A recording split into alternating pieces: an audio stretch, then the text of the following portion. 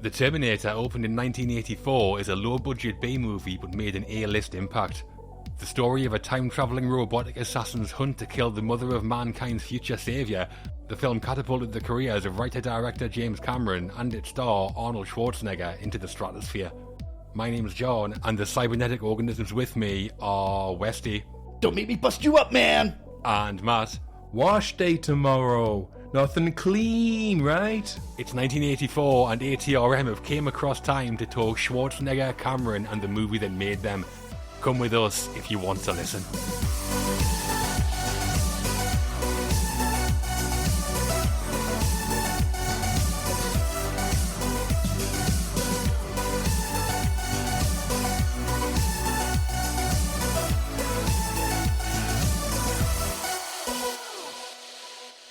Hello and welcome to All the Right Movies.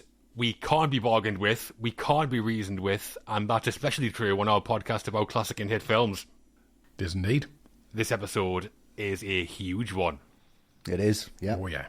Arnold, Iron Jim, surely you need no more than that to be pumped. Nah, that's it. We're in. And we're telling you the story behind their science fiction action classic, The Terminator. Sounds great. Yeah. Before we get the Uzi 9mm out though, should we talk about ATRM Patreon? Absolutely. Yep. Well, if you're a regular listener to our ATRM Classic podcast, you can help support what we do by becoming an ATRM patron. Patrons get access to our bonus podcast episodes called Double Feature and The Watch List, 2 bonus episodes per month, that is, and access to our entire podcast archive, full of bonus episodes and archived ATRM Classic episodes. Lovely. There's so much content in there now, it's becoming a bit silly, to be honest. Yeah, it really is. It's becoming self-aware. That's how much is in there. Literally hundreds of hours worth of stuff. If you like Arnold, we've talked about him many times. Yes. If you like James Cameron, maybe even more. Maybe. Loads of other great movie stars, filmmakers, and classic movies have been discussed too. So to find out more and sign up, you can visit patreon.com/alltherightmovies, or you can subscribe directly on Apple Podcasts or on Spotify now as well. Amazing. We absolutely will not stop ever going on about ATRM Patreon until we are dead. Definitely not. So you might as well just sign up. Yeah. Put us out of our misery. Yeah, It's inevitable. Yeah, just have a look, guys. Get over there. You won't leave. Also worth mentioning social media and saying that whilst we are sticking around on X or Twitter, we are also ever present now on Threads and Blue Sky. So if you use either of those platforms, follow us if you want to live. More than welcome. Oh, brilliant. This is all you're flowing out of you here. Falling out of you. Back to here in our present tonight, it's a Terminator. It is. It was your choice, I believe, Westy. It was. So why are we talking about it? I mean, this, for me, is one of the first films I remember seeing when I shouldn't really have seen it. It's part of the action pack that I was watching when I was in, primary school. This is, early 90s. There was this, Predator, Red Heat, Commando, all of these films. Just Arnold films? Yeah, just Arnold films, actually. A few Van Damme in there, so I was firmly in the Arnold camp.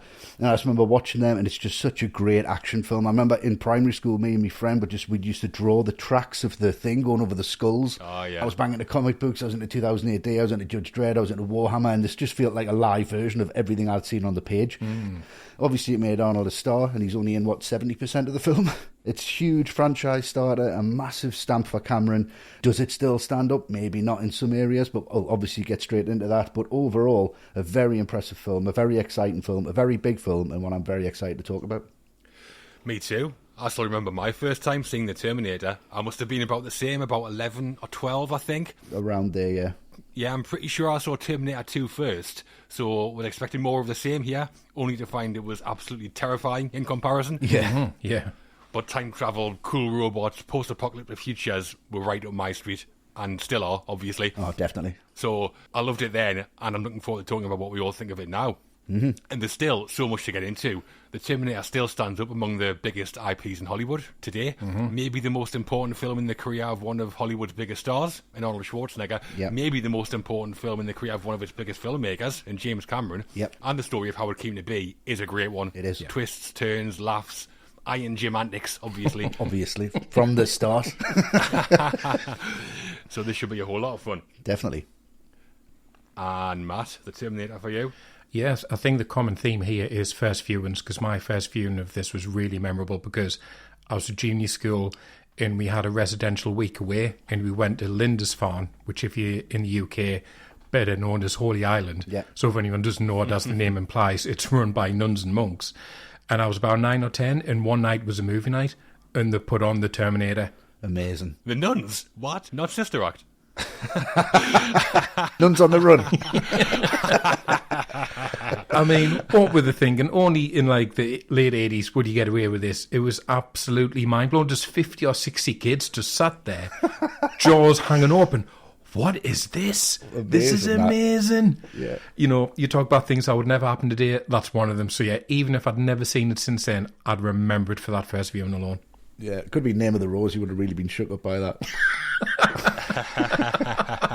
So The Terminator was produced by Hemdale Film Corporation and Pacific Western Productions, distributed by Orion Pictures, and released on October the 26th, 1984. Yep. Filmed at various locations around California, mainly Los Angeles. It was directed by James Cameron, written by Cameron and Galen Hurd, and it stars Arnold Schwarzenegger as the Terminator, Linda Hamilton as Sarah Connor, and Michael Biehn as Kyle Reese. Yeah. Let's go then, do you think? Let's do it. Let's do it. It's Thursday, 12th of May. Nice night for a walk as we talk the beginning of The Terminator. The beginning. The Terminator opens as it means to go on, with spills, thrills and kills. The moment that Arnold starts bumping off every Sarah Connor he can get his hands on are coming, but first, it's our main character introductions. Yeah, it is. So we start in 2029 AD. The machines have risen from the ashes of the nuclear fire, apparently, and it ain't pretty, before being thrown back to LA in 1984 to meet our holy triumvirate of Reese, Sarah and Arnold. So how was the opening for you, Westy? I mean, it's just seeing Arnold for the first time, isn't it? Oh, what a shot that is. He just looks fucking immaculate in this. Unbelievable. If computers going to say, what does the perfect human look like? Just looks like that. Yeah, exactly. They've just recreated what God should have done in the first place. I wish I was born like that. The Sistine Chapel should be God pointing at Arnold. It should be. The finger to his bicep on the creation. Yeah. That would be great. Yeah, there's just that wonderful transition from the machines of the future to the machines of the present. A scene for me is quite jarring when it comes to the editing. It is. It's a bit scrappy, and I think Cameron's trying to make it more visceral than it really is. But I think it's just there's too many close-ups and it's just quite confusing. But apart from that, I mean, it's a great introduction to the character. It's great how he's reading them. You get it in Terminator 2, I think. He kind of rectifies all the mistakes where he scans the bar and he sees who's going to be his size. Yeah. You can kind of see him doing that here, and it does work, but Paxton's outfit is far superior. That jacket is fantastic. Got the wrong one. He's got no style whatsoever, the Terminator, has he? He wasn't programmed with style. And that's the only problem I have with it. I think he just picks the wrong outfit. But apart from that, a fucking great scene, great introduction. It really sets the tone of the film. It's fantastic. Yeah, Arnold just wandering around Griffith Park where it was filmed with everything hanging out. It's outrageous. Brave man. Why not?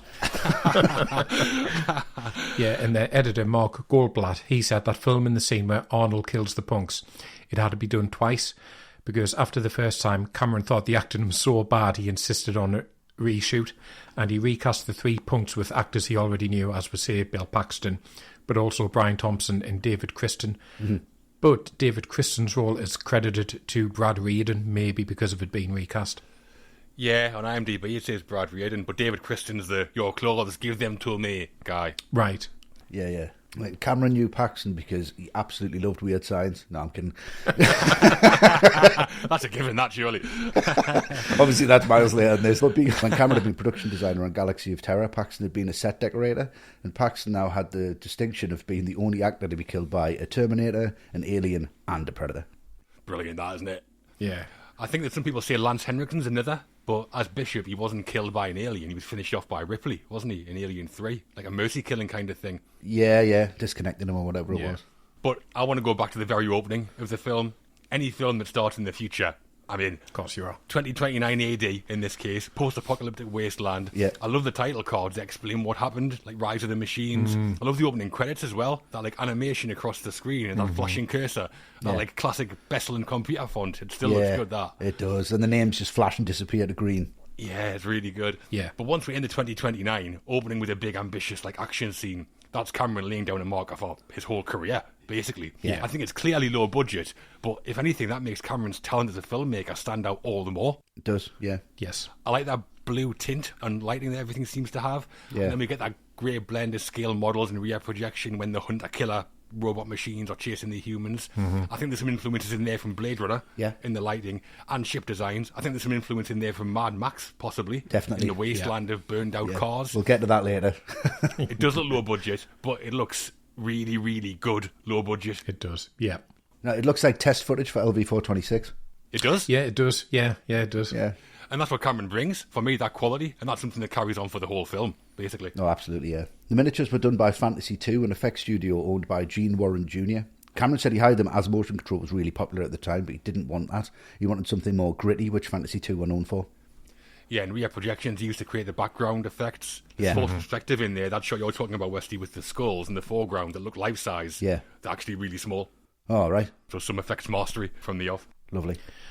And then after this, you get Reese arriving, and it's just a really effective contrast because the Terminator, as we've been saying, he arrives in that pose, just completely like at home already. But Reese basically just skids across the ground. Yeah. The Terminator looks so composed, already in charge of this situation. Reese just looks fucked from the start, quite frankly. Yeah, he does. He really does. I mean, he's clearly in pain, and there was no reaction from the Terminator to this journey.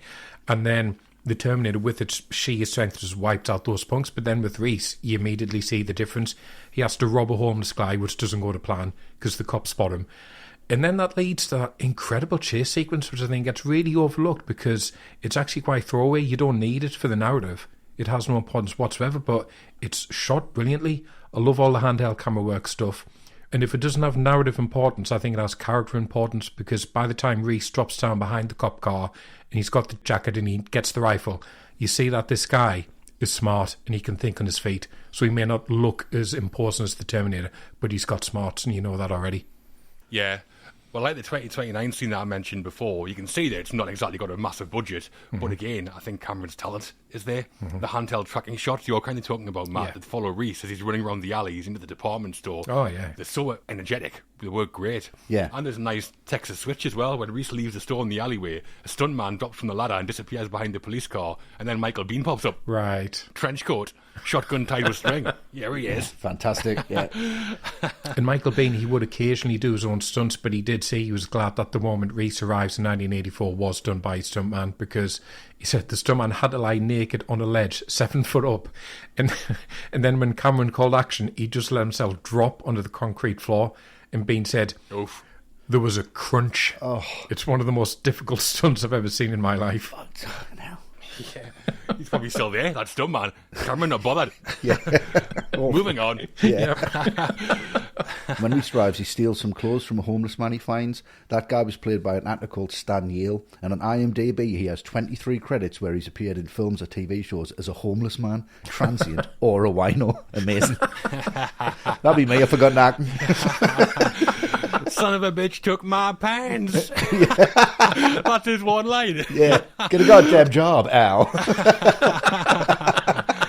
Reese steals state-of-the-art Nike sneakers and then combines them with some homeless guy's trousers. Yeah, awful. And the homeless guy's called Benjamin Schwartz, apparently. Not sure you need to be given a full name, but he was given one. That's Cameron for you.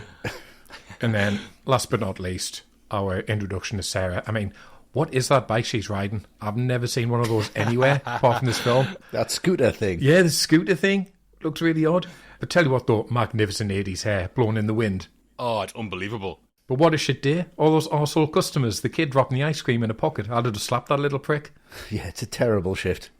But that restaurant she works at, that's called Big Jeff's, and that's a playing Big Boys, which was a famous chain in America. Right.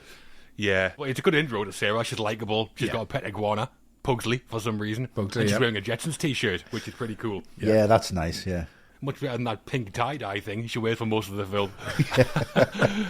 For a date. Yeah, exactly. And that is the opening to the film. We've met our three main characters and discussed their attire, obviously. Obviously. Time to find out why the men of mystery are here. Yeah, let's do it. From there, the film starts living up to the promise of its title, and after scouring the phone book, Arnold starts delivering the terminating goods. First, Sarah Connor starts to turn up dead before our Sarah's unfortunate friends, Ginger and her boyfriend Matt, come a cropper with the big man. Yeah. Westy, Sarah Connor. How does this all go for you? Yes. There's a great moment here. The dog barking, that's excellent, because you get that again later on. I think that's a really nice touch. Yeah. And just the way this is shot is fantastic. Just that back and forth. There's never a two-shot with them both in it. He doesn't overplay this at all. It's just a horror movie. Pushing that chain open, you're almost in there and you're like, Jesus Christ, this guy's so imposing.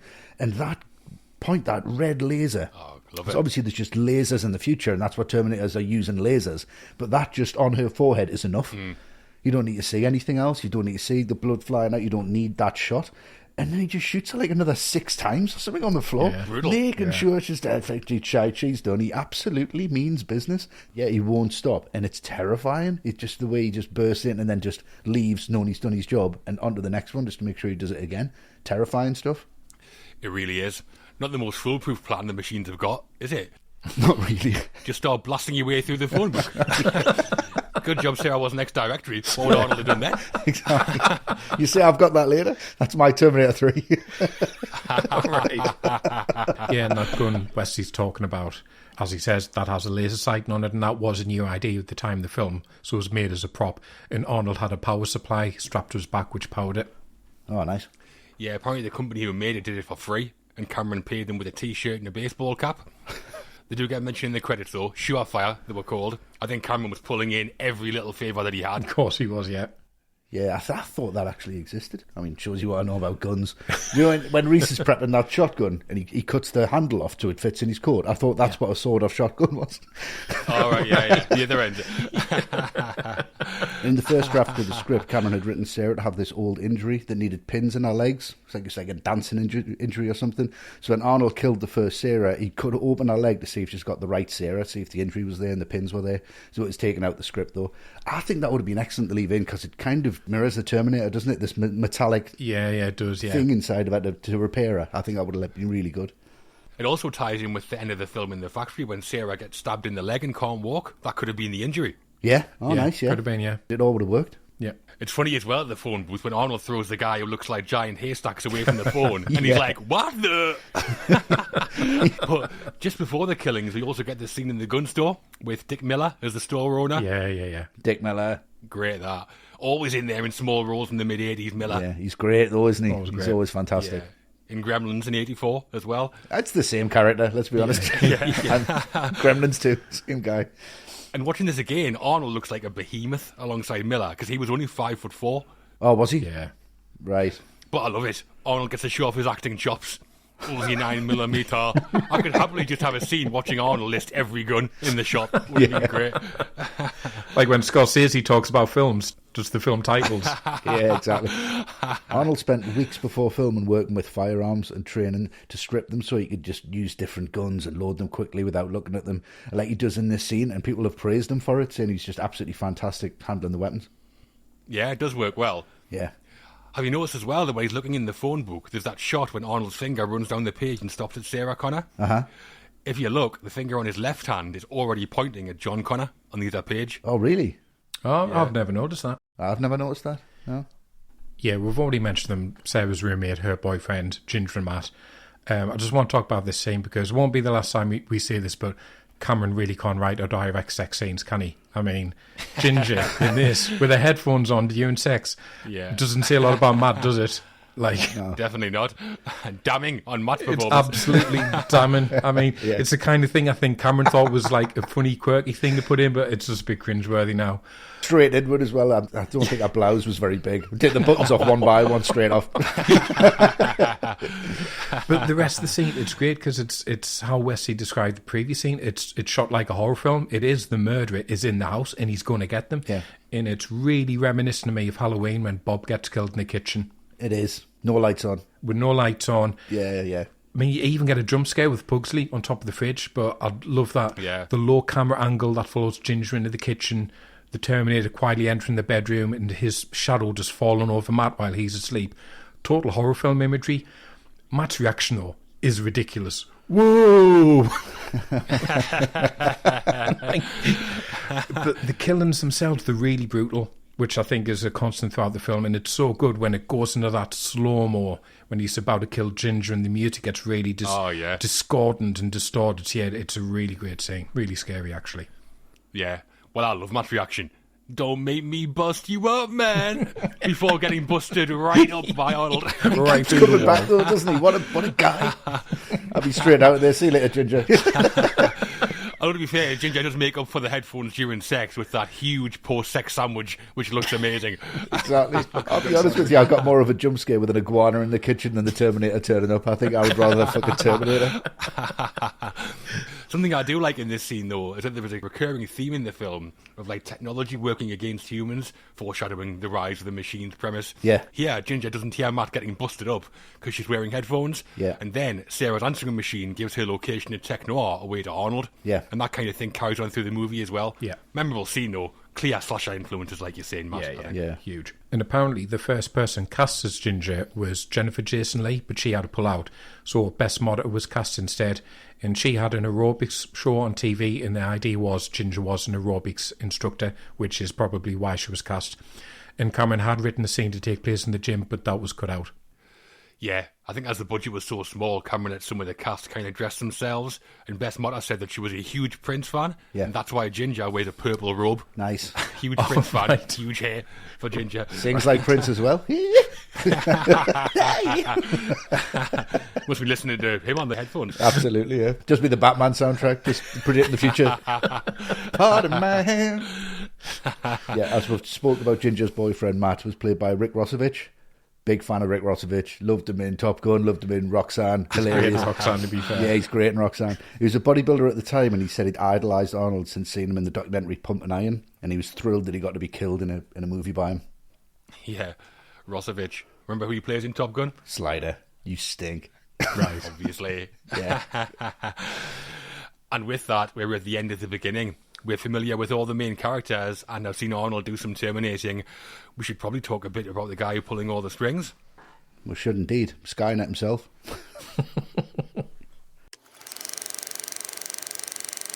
The director. The director of the Terminator was the one and only James Francis Cameron. Iron Jim, to us. Yep. GFC. Yeah. Having worked his way up in the industry as part of the special effects team at Roger Corman's New World Pictures, Cameron had directed his own short in 1978's Xenogenesis and been hired then fired as director of Piranha 2 The Spawning before being handed the chance to direct his own script in The Terminator. Yeah. We'll talk about the writing a bit later, Matt. For now, what do we think of James Cameron as director on The Terminator? I think it's proof that sometimes limits are the best thing a director can have, because the more success he had, the longer his films get, the more self-indulgent they get, the less people there are around him who will say no to him. And he's certainly not the only director to do this. But then you come back to this way, he's on such a limited budget, and he will have people around him who will try to say no to him, at least. And honestly, it's just so much better for it because everything is so lean and sharp and pared back to the minimum. If he had more money, I'm sure we would have spent the opening 20 minutes in the future alone. But he doesn't, so he has to make those brief glimpses of it really count. And that's the thing for me. Every shot in this counts. Yeah. Every edit feels propulsive because he's just got to keep moving and get the story moving forward. Exposition is down to the bare minimum. The characters don't dawdle around. And the net result of all that is this thing just flies like an absolute rocket from the start. And you watch and you think, you know what? More directors should be forced to bring in films under 2 hours and on a strict budget. Yeah. Because when they're forced to do that, sometimes you can get brilliance like this. Yeah, I think if he had more money, this would have come out in like 86. Yeah. I mean, the intro I did there makes it kind of sound like this was James Cameron's third film as director, but I'm not sure it was really. Xenogenesis was a $20,000 short he co-directed with Randall Frakes, and then he was director of Piranha 2 for about 20 minutes, it seems, which we'll talk about. Fired twice from that. Yeah. And this director here on The Terminator, what can you say? I think it's an astonishing piece of work. Right from the start of the film, we see that he's got a flavour for visuals, especially action-based visuals. The dynamic way that he moves the camera, he's already great at injecting energy into scenes. He works with an inexperienced cast and gets performances from them as well. We'll talk more about Arnold shortly, but the impact that Cameron had on his career can't be overestimated, I don't think. Nah, definitely not. He was the first director who went, right, if you use this guy correctly, it could be great. and this is how you do it. Yeah. I would say that Cameron's inexperience at this point does show a little at times. There's some moments where the way things are cut together feel almost like he didn't get enough coverage or something. Yeah. You mentioned the Westy, the scene where Arnold rips out the punk's heart we talked about was like that. It suddenly cuts to a close-up of the guy's dead face. It's a bit jarring. Yeah. But that's nothing, because on the whole, this is clearly a young director of, like, blazing talent for me. Yeah. To look at how much Cameron brings as a director, I think a good comparison is Cannon films. As a concept, and with the small budget, the Terminator could easily be a Cannon film. Yeah. But to say there's a big difference in quality between this and, say, Cyborg is an understatement. And that difference is mostly James Cameron. Hold on a second. No, you're right. But huge talent for me. Yeah, Cameron here, he just arrives fully formed, doesn't he? I mean, have you seen his sketches of the Terminator from a fucking dream he had? Jesus Christ. Incredible. People are thinking, I'm fucking having this. This guy's got it absolutely nailed. And it's not just a fluke either. It's not just he's the Terminator guy. He's the everything guy. And his inexperience here is completely outshone by his ambition. This is an ambitious film. Massively, yeah. I mean, to me, he is the Terminator. That he is personified. He will not stop until this film is made. He will not stop until somebody pays attention to him. And I think he just has that energy, and you can see that through this whole film. He's just got his stamp on absolutely everything, and not a frame in this film does not scream James Cameron to me. It's wonderful to see. So I think this guy is just arrived fully formed as a director, and he's just evolved with cinema, and I think that's a really special thing. Absolutely. That the ambition for a $6.4 million budget film is just crazy. It's ludicrous. And he pulls it off. He does. He absolutely does. Yeah, so as we've mentioned the film, in 1981, Cameron was special effects director on Piranha 2. The director was a guy called Miller Drake, but he was fired after a fallout with the producer Ovidio Asanitis, and Cameron was promoted to director, but he was then fired as well, because Asanitis wasn't happy with how long Cameron was taking to shoot the film. Yeah, Cameron did say he was fired twice from Piranha 2. Yeah. And there's a story as well where Cameron apparently broke into the editing suite to cut his own version of the film. And the credits of Piranha 2 still say directed by James Cameron, even though he says that he didn't really. Right. They just want to have his name on there, I think, surely. Yeah. And then when he was filming it in Rome, Cameron came down ill and said that he had crazy fever dreams in his boarding house, and this is the bit that Westy mentioned, because in one of those dreams he saw the image of a skeleton-like robot crawling out of a fire with a knife, and that spawned the idea of the Terminator. I've had dreams like that, but there's no way I could draw it that well. No. Yeah, that concept art. He has a knife in his hand. He does. And it is basically what we see, is the endoskeleton like crawling at the end of the film. So the idea must have been there really, really quickly. Yeah. And Cameron has said in interviews that he did hark back to like the 70s slasher films, and he was thinking about making a slasher style film at this point, and told his agent the idea. His agent said he thought it was a bad idea and should focus on the other things, so Cameron fired him. Fuck off. Obviously. He's already James Cameron, isn't he? Exactly. But he's got the vision for it, and he's like, if you can't see it, I don't have time to explain it. So Exactly. Yeah. Yep. Get out. If you can't see it from that drawing, there it is. Yeah. Don't like it, get out then. Yeah, exactly. Get out. Love it, get out then. Cameron then went to Gail Ann Hurd, who was a producer with New World Pictures, and he'd worked with her on Battle Beyond the Stars, so knew she had experience with low-budget science fiction. But the problem they had was big studios wanted the script, but nobody wanted Cameron as director. So Cameron sold the script to Hurd for $1, meaning he and the script came as a package. Nice. Yeah, that was a film that she said when she met Cameron he was a model builder on Battle Beyond the Stars, but she thought he was the head of the department because he was bossing everybody about. Yeah.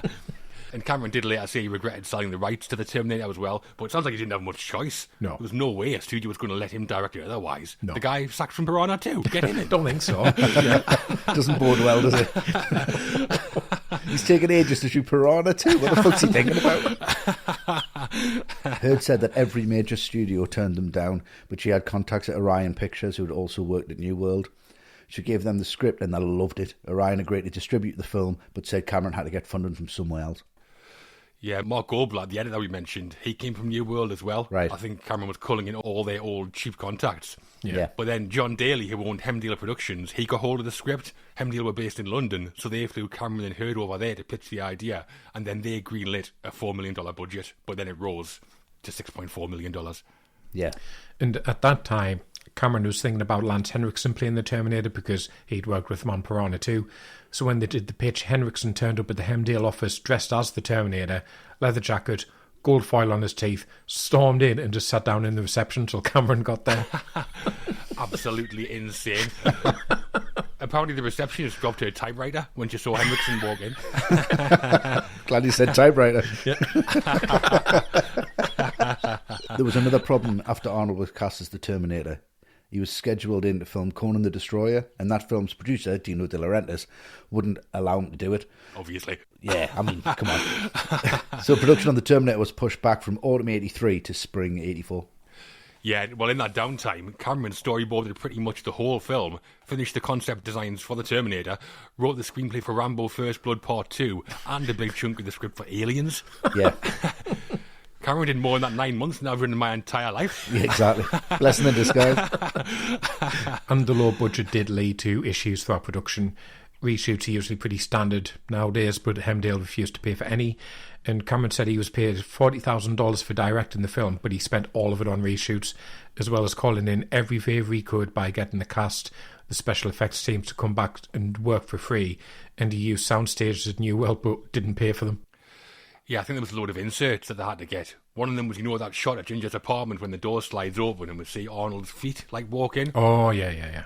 That was done in reshoots. Filmed at Galen Hurd's apartment, apparently, yeah. Oh, right. And it's not Arnold's feet. They couldn't even get the black boots. They had to paint some boots black. Knocking a carpet. Something that's become a James Cameron trademark is that he usually uses his voice cameos in all of his films. And it started in The Terminator, where we hear his voice 3 times. He is the voice of Stan Morsky, who cancels his date with Sarah at the start. Mm-hmm. Yeah. He then plays the manager at the Tiki Motel and answers the phone twice. Once to Sarah and once to Arnold. Right. Yeah, it's when Arnold's like, give me your address there. James cameoing. Very nice. Just his voice, though. Before signing off on JC, we have our first question from our patrons. So, of the many benefits you get of becoming an ATRM patron, one of the most sought after is surely the chance to have your questions answered on the show. Oh, definitely. It's like gold. Like gold-plated teeth. We have one of those questions now, coming from Russell Fox. So, hello, Russell. Hello, Russell. Hello, Russell. And Russell has asked, based purely on the elements of time travel, where would you guys say the Terminator ranks in order of great time travel movies? Yeah. So, what do you think, Matt? I think it's an interesting way of phrasing the question, because just purely in those terms, I think I'd end up putting this one quite low, just because it uses it as the setup, but it doesn't do that much else with it. It doesn't use it in the way that Back to the Future does, which shows the cause and effect of change in the past, which therefore affects the future. So I'd have it blow Back to the Future, and think the other two I wanted to mention were Looper. I really like what Rian Johnson does with the concept of time travel in that really interesting film. And I think 12 Monkeys really gets into time travel in a really interesting way as well. Yeah, it could be really pretentious and say Legette. I was so tempted to say that, but I wanted to avoid it. In the remake, 12 Monkeys. It's a massive rip-off. Yeah, I've got a few others in there. Back to the Future Part 2. That, as a kid, was my first exposure to the idea of, alternate timelines, I think. Yeah. The concept of going back into the first film blew me away. I love it. Yeah. Primer, by Shane Carruth, if you've seen that. Oh, yeah. That's about two engineers who accidentally discover time travel. It only cost $7,000 to make. Yeah, it's outrageously good. It feels like time travel is possible in that film. Yeah, it does explore how people might actually behave should time travel be invented. Not easy to follow, but it's worth trying to do. Oh, absolutely. It's worth watching twice. Yeah. I've also got Predestination, written and directed by the Spyrig brothers. Have either of you seen that? No. Oh, I've not seen that one. No spoilers, because the reveals are insane. But it stars Ethan Hawke and Sarah Snook, based on a story by Robert Heinlein, who wrote Starship Troopers. Starship Troopers, yeah. Right. Okay. Yeah. I love it. Check it out if you've not seen it. And let me know when you have. It is totally bonkers. Right, when did that come out? 2017. Yeah, I'll check that out for sure. Oh, wow. Okay. And my favourite, I would say, is probably a Spanish film from 2007 called Time Crimes. Oh, okay. Directed by Nacho Vigalondo. Mm-hmm. It starts with a man sees a topless woman. He follows her, finds himself thrown back in time 1 hour, and then things go mental. Right. It's a really good fresh take on time travel. Oh, okay. Yeah, that sounds interesting. And Westy. Well, you've said them all, haven't you? Yeah, I mean, my take's the same as Matt. I don't really think this is a time travel film. He doesn't really take the time travel element seriously. But for me, there's some that you haven't mentioned. I think Time Cop, obviously, is probably one of the greatest time travel action films ever. And time travel is fairly central in that film. And another one I really enjoyed was Midnight in Paris, the Woody Allen film. Great shout. Yeah. Which I thought that was really enjoyable, and I loved that. It's nice to have it when it's a little bit quirky. Yes. Yeah. And have that element to it where it's not all doom and gloom and really serious. And I think Woody Allen did really well with that. I think that's a great little film. So yeah, that would be in there for me. And Back to the Future, first one, is fucking flawless. So yeah. Of course. There were no Oscars for Cameron for directing The Terminator, but it had some impact on his career. We mentioned he was writing Aliens, and on the back of The Terminator, he was given the directing job on Aliens too. The rest is history, and JC's work on The Terminator still holds up for us. Oh, more than holds up. Yeah, definitely. The cast. James Cameron was inexperienced as a filmmaker when he made The Terminator, and that was reflected in the cast too. We're going all in on our three main characters. That's Linda Hamilton as Sarah Connor and Michael Biehn as Kyle Reese. Mm-hmm. We have to start with the big man and title character, though, surely. Oh, yeah. Definitely. So Arnold Schwarzenegger is the Terminator, sent back in time by our machine overlords to kill Sarah Connor and prevent her giving birth to the future saviour of mankind. Arnold is the antagonist of the film, and what he doesn't say with dialogue, he only has 17 lines, he makes up for with plenty of action. Yeah. That Terminator's out there, Westy. He is. And it's Arnold. How was the Austrian Oak in the film? Iconic is the first word that springs to mind. Yeah. He's an absolute icon. He reminds me of Cameron. He's just in front of the camera. He comes ready formed and ready made and ready for this part. He's absolutely all in with this. Can we talk about the poster for half a second? Jesus Christ. Oh, yeah. So I saw that in the video shop in Video Phil where we used to go. And honest, I was like, I need to see that. And I'll have that as my fucking bedspread now if I could. It's outrageously cool. It looks amazing. But he just arrives and it's just a perfect performance for me. Mm-hmm. I think when Arnold's into something, like, I'm going to be the best bodybuilder in the world. Okay, great. Right, I'm going to be the governor of California. Okay, yeah, whatever, mate. Everything is a fucking layup. He's just got such a mindset where he's like, if I'm going to do this and I'm going to be this bad guy, I'm going to be the best version of this bad guy that I can possibly be. And that's what makes this film magnetic, is his performance. I think if you put anyone else in the role, it really starts to sag. Yeah. Because you need to be attracted to him on the screen and for the amount of times that he's in it. I mean, he's not in the end, he's not in the climax of the film, but you still feel like that's him. Yeah. It's just a wonderful, wonderful performance, but it's just so thick and perfectly laid down. And I'm not necessarily frightened by him. I'm just in awe, and I'm just very, very intimidated by this performance. It's a very intimidating presence on the screen. It's a great performance from him. I'll never ever get tired of watching it, and I much prefer this performance over T2, and I know that's going to be kicking up some shit, but I don't care. It's just iconic that he came into this and invented this character. I think it's wonderful. Yeah, I mean, it's crazy, isn't it? It is. Crazy casting choice by Cameron. It's a crazy acting performance by Arnold, and it's awesome. Like we mentioned, Cameron did think about casting Lance Henriksen at one point. That was because he thought the machines would send back a Terminator that can blend in, which makes sense. Mm-hmm. Yeah. And Henriksen has that kind of everyman quality. Yeah. I mean, Arnold doesn't, though. No. The machines should have been like, send anyone but this guy. This huge Hulk fella. Yeah. But to say it works is an understatement. And tell you why I think it is. Why? They wanted to send a Fredo and they sent a Toblerone. It's not just because Arnold's Mr. Universe, like massive. Cast some random bodybuilder and it could be terrible. But what makes it sing here is that the Terminator isn't human. And have you ever seen a human in real life that looks like Arnold? Because I've not. No. Not close up. Not just his muscles, his face as well. It looks like he's been cut from granite. Yeah. He does look like what a machine might think a human looks like. Yeah. Go into like ChatGPT or something and say, show me the perfect human. It'll give you a picture of Arnold. A perfect killing machine, it definitely would. Yeah. Exactly, yeah. Yeah. And that whole image of Arnold as a Terminator, it makes the whole film. For Cameron to see that at a time when nobody else could, honestly, if there's a more inspired piece of casting ever, then tell me what it is, because I'm not sure I can think of one. It's incredible. Yeah. I mean, it sounds like a backhanded compliment, but he's just so convincing as a robot under skin, isn't he? Because I think that's trickier than it sounds, though. Yeah. Think of all the sequels. There's so many different Terminators and that, but not one of them have the conviction that he brings. And I mean, a lot of it is obviously down to his physicality, but all the same, he brings such a menace to this. It is such a genuinely scary performance, to the point where you think, how on earth is anyone going to stop this thing? There's no way anyone can stop this guy. Yeah. There's something just so utterly relentless to his performance, and he's so effective that you overlook the fact at the end, when it's just the endoskeleton, it doesn't quite move anything like how he's been moving previously. You just think, that's still the Terminator, though. That was what Arnold was. It's a brilliant performance. Yeah. It absolutely is. But when Hemdale agreed to fund the film, they had one stipulation, which was that they wanted a star in the title role, which is a bit of a kick in the teeth for Henriksen after his whole performance at the offices. Yeah. Get him out of there. Henriksen was cast as Detective Harley Vukovic, though, obviously. Yeah, he's great. Yeah, he's great. Yeah, but there were a bunch of stars considered for the Terminator, if you've heard any names. I have heard some names. Yeah, I needed to have a look at this because I just thought, well, who else could it possibly be? And the names were Sylvester Stallone, obviously. Yeah. Michael Douglas. Imagine. The sexual Terminator, right? He'd have gone through the whole film naked. Yeah. The Sex Terminator. And Kevin Kline. Well, apparently just Kevin Kline. Wow. I love Kevin Kline getting replaced in films. This is my second favourite over Bruce Willis in Death Becomes Her. I think that's my favourite. Kevin Kline not getting a part is my favourite thing in the world. And they were discussed as possible Terminators, and it came out later that Tom Selleck was offered the part but couldn't do it because he needed to keep the tash. I'm just kidding. He couldn't do it because his squadron clashes with Magnum PI.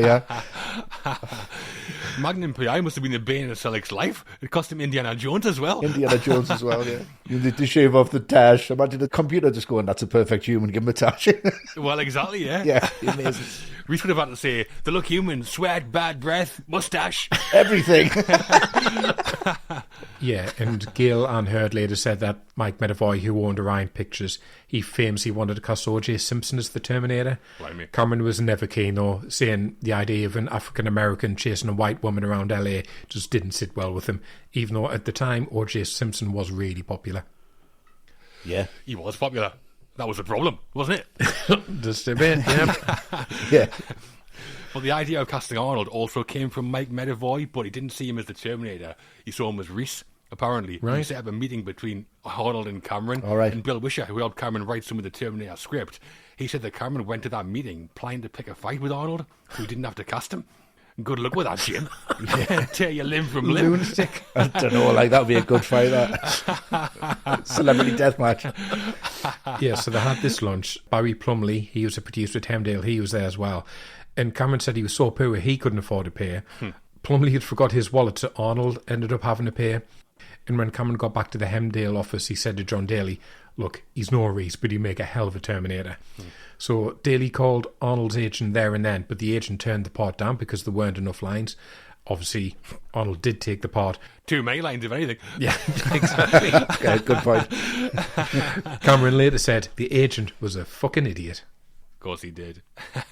And Barry Plumley, who you mentioned there, I read an interview with Cameron where he describes Barry Plumley as a jerk-off, an idiot, and a doofus, all in the same interview.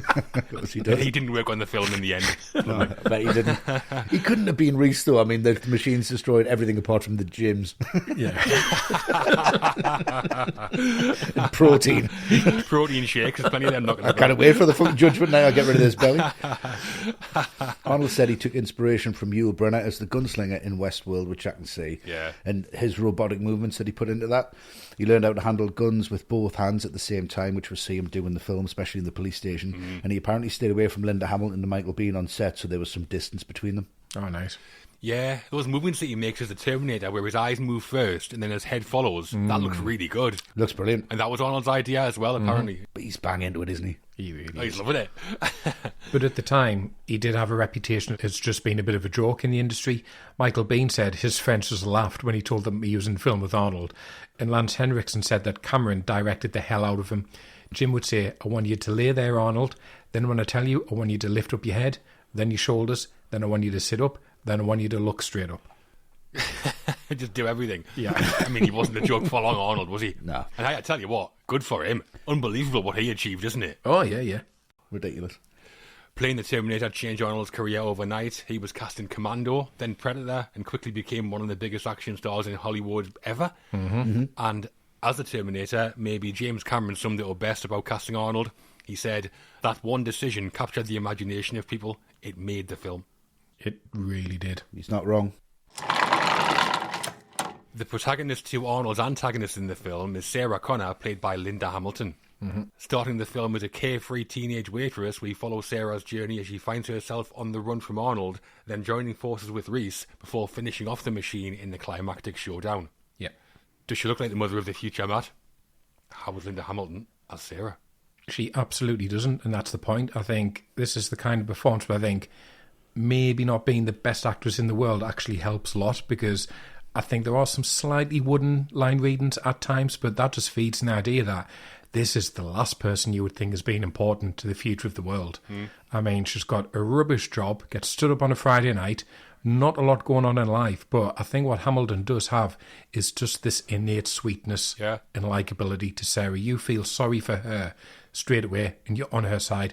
At no point do you think, well, she can fend for herself. This is very much the damsel in distress, and you think if Reese wasn't around, she would be dead in like 10 minutes. But then that's what makes the ending so satisfying. The fact that when Reese is killed, she does have to step up, and it's so convincing when she does.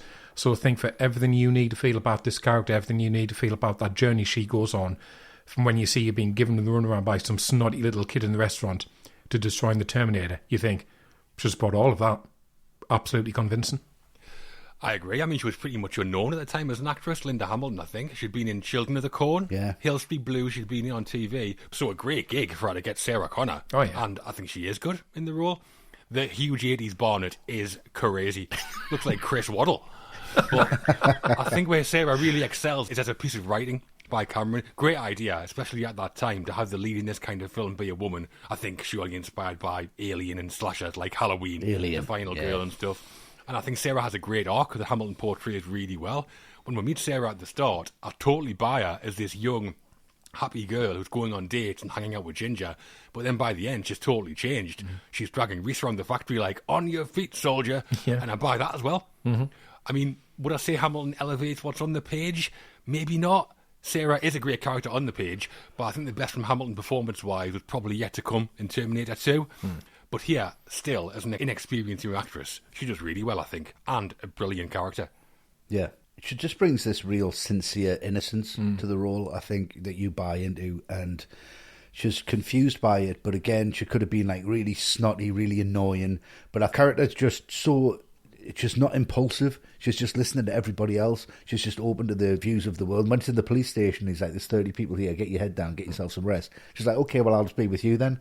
I'll just have to go here, I'll go there. She's just so naive as a character. Yeah. And that's brilliant for her arc.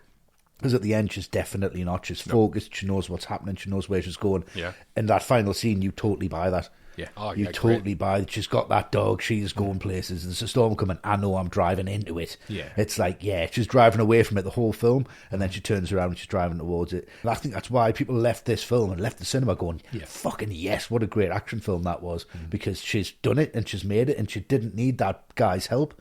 Because by the end of it, Reese is a bit of a fuck up. He's a bit like, I'll just hide in the bin a bit. And he's just, he's not, she has to kind of deal with it. And she does, she takes over. I think as soon as you see this character, she's got lots and lots of layers. And Hamilton dives into those layers really well. She does for sure. And there were a lot of other names considered by Cameron for the role. These included Jessica Harper, Rosanna Arquette, Gina Davis and Leah Thompson. Wow. He also suggested Kathleen Turner, but she was filming Romancing the Stone, and also suggested Daryl Hannah, but she was busy on Splash. And apparently Deborah Winger was cast, but then changed her mind. Yeah, she'd just been an officer and a gentleman, Deborah Winger, where she'd been nominated for an Oscar, so she might have been concerned about what sounded like a trashy B-movie ruining her reputation, possibly. Yeah. Young Oscar nominee, fancy being in this low-budget sci-fi piece of shit. Yeah. From the director of Piranha 2. Don't think so. No thanks. Yeah, Daryl Hannah wasn't busy doing Splash. Should have sat in a fucking pool for like 3 weeks. Sat in the bath. Sat in the bath. The part then came down to two actresses, Linda Hamilton and Jennifer Jason Leigh. Oof. Wow. So Cameron thought Leigh might be too young and cast her as Ginger instead before she had to pull out. Yeah, she'd been a teenager at the time, I think. Jennifer Jason Leigh. Yeah, it would be. She would have been, yeah. There's loads of other names out there as well if you look into it. Kate Capshaw, Willie from Temple of Doom. Right. Right, okay. Julia Louis-Dreyfus as well, apparently. Really? Which sounds a bit unlikely. Yeah. Right. Yeah, cracking jokes. Hey, what's this Terminator business? George Costanza as the Terminator. They should have been dancing in tech-noir though, busting out the Seinfeld moves. And 3 weeks before shooting was due to start, Hamilton twisted her ankle and tore ligaments and broke a bone. And she was scared of telling Cameron in case he brought Jennifer Jason Leigh back in, so kept it to herself. But then when she could barely run, obviously, she had to come clean, and all the scenes where Sarah runs had to be moved back in the shooting schedule. I bet Cameron was bloody livid. I'll give you broken bones. Furious. Furious he didn't do it. Hamilton did say Cameron was a taskmaster and a very difficult man to work for. She said that during filming, Cameron would talk down to the cast, treat them like props and put them in danger. One day she yelled at him and said, if you want to see a human being on that screen, you better start treating me like one. But you fucking married him. That's when he fell in love with her. Yeah, it's like, she's standing up to us. Yes, you'll do. Andy married Gail Ann Hurd as well, didn't he? Just after the Terminator. He did, yeah. Yeah. As with Arnold, appearing in the Terminator certainly benefited Linda Hamilton's career. She returned for Terminator 2, as well as 2 other Terminator films. And here, first time out, she's good, Sarah. She is good. Very good. Really works, yeah. The third and final cast member we're talking about in some detail is Michael Biehn, who plays Kyle Reese. A time traveller from 2029. He's sent back to 1984 to protect Sarah from Arnold. No mean feat. Nope. He falls for Sarah, steams right in there. Outrageous. Of course he does. And then is killed by the Terminator in the final act. Cyborgs don't feel pain, but he does, Matt. He's got the scars to prove it. He does. So how was Michael Biehn as Reese? I'll tell you what, magnificent hair in this. Oh, it's wonderful, isn't it? I could camp out in it. It's fucking massive. It's wonderful. I mean, in general, he looks so good in this. I mean, he goes through agony being sent back through time, and he still looks great when he rocks up. Apart from the scars, he still looks pretty good. Yeah. And just the physicality he has, it just contrasts so effectively to Arnie, because, again, you think, well, there's no way this guy can win a fight. But I would say I think Biehn is the best actor in the film, and he brings just this real crazed intensity to Reese. Like, if you didn't see the Terminator in action throughout, you'd just think Reese is an absolute nut. He seems unhinged at times. He just has the manic look in his eyes, but that's really important because that's what sells the menace in the film besides Arnie's performance. There's genuine fear to Reese of what will happen, of what the Terminator is capable of, and he does manage to bring nuance, I think, to Reese, because you can tell this guy is haunted by what he's saying, by what the future is going to be if he doesn't complete this mission. And it's Bihn's performance that makes you believe in everything when it comes to consequences if they fail. Absolutely. I think, again, a great character on the page by Cameron. Yeah. Just the name, Kyle Reese. Yeah. Coolest name ever. He's great at names, as Cameron. Yeah, it's up there with like Ethan Edwards from The Searchers. I think it's got that ring to it, hasn't it? Yeah. And he is like your classic 80s action character. But what makes it really work is that I think a lesser film would have made Reese the protagonist rather than Sarah. As a lead, he'd be a bit predictable. As a support character, he's really good. Yeah. But again, I think my favourite thing about Reese comes in the writing. I'm not sure if this came from Cameron or Biehn or maybe both, but it's such a great touch that Reese is clearly suffering from PTSD, from all the horrors that you see in the future. To call him edgy is an understatement. Yeah. He's off his trolley. I think there's like an unspoken tragedy as well, because Reese must know that he's going to die. He's aware there's nothing older Reese knocking about in 2029, so chances are he's killed on this mission. Although he does say, I don't know tech stuff, so maybe he just didn't think it through properly before seeing you go. Should have sent someone with a little bit more savvy about what the fuck's going on, though, shouldn't it, really? Yeah. Exactly. Just send this guy, he's the hardest one we've got. And I would say that Biehn slightly overacts at times. Yeah. I came across Time for You, Sarah. He's after an Oscar, Biehn. Yes. I love that line. It's great. Oh, it's great. Yeah. But yeah, great character. He does look great. And as a kind of anti-Arnold in the film, I think Michael Bihn's pretty perfect as Reese. Yeah, it does work. I mean, his physicality, he's in great nick, but still pales in comparison. He does look great. But he does some really good physical acting as well. He just, that walk away he does once he's got the shotgun and he's ready and the birds fly. Oh, yeah. Yeah, that's cool as fuck. But honestly, it's just such a believable performance, especially when he's in the police station and he's telling them about the Terminator, when he's talking to Sarah in the car about the Terminator. Yeah, great. And you just kind of buy it. Does anyone want to do this? Have Michael Biehn say something about the Terminator and then just cut in Pee Wee Herman footage of him on that bike? Because it would still work. Jesus Christ, that's the Terminator. Because no matter who you cut in there, it's going to be believable. I use this all the time, and I used it in the studio the other week. I'm a photographer, by the way, for anyone who doesn't know. Yeah, you weren't laying down an album, were you? Yeah, I wasn't doing that. There was this camera that was a little bit dated, and they were like, oh, we'll need this, and can you do this deliverable in like 4K? I was like, well, with these weapons, I don't know. And they just went, well, there's no need to be so dramatic about it.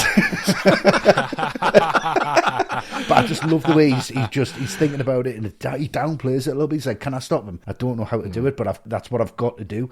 And I really love that about the performance. It's just very, very innocent. And like Matt said, it's a suicide mission, and he knows it. Might as well get laid doing it. Absolutely. Why not? Why not? Yeah, and like the other roles, lots of other names considered by Cameron. Treat Williams, Matt Dillon, Kurt Russell, Scott Glenn, Mel Gibson, they were all apparently considered. Sting was offered the part, but he had to turn it down because he was scheduled to appear in Dune. Oh, in June, yeah. Thank God for that. I don't know, like that would have been mint. Do you think? Sumner? Yeah. He's got some chops. I think he would have been good. Just singing Fields of Gold with like the truck coming over there. He had a bit of a look of Rutger Hauer in Blade Runner at that time, I think. Did, didn't he had the look, yeah. Rutger Hauer in like Wanted Dead or Alive. Yeah. Yeah. Bean said that he wasn't bothered about auditioning for the part as he didn't know who James Cameron was until he heard that Galen Hurd had worked with Roger Corman.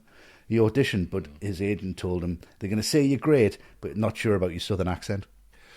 Yeah, apparently he'd been auditioning for a stage version of Cat on a Hot Tin Roof, which is set in Mississippi that morning. All right. And he couldn't get rid of the accent. Right. So he auditioned again alongside Rosanna Arquette, apparently, and then he got the part. Right. Didn't get the Cat on a Hot Tin Roof gig, though. Okay, right. Because he absolutely will not stop till you're dead.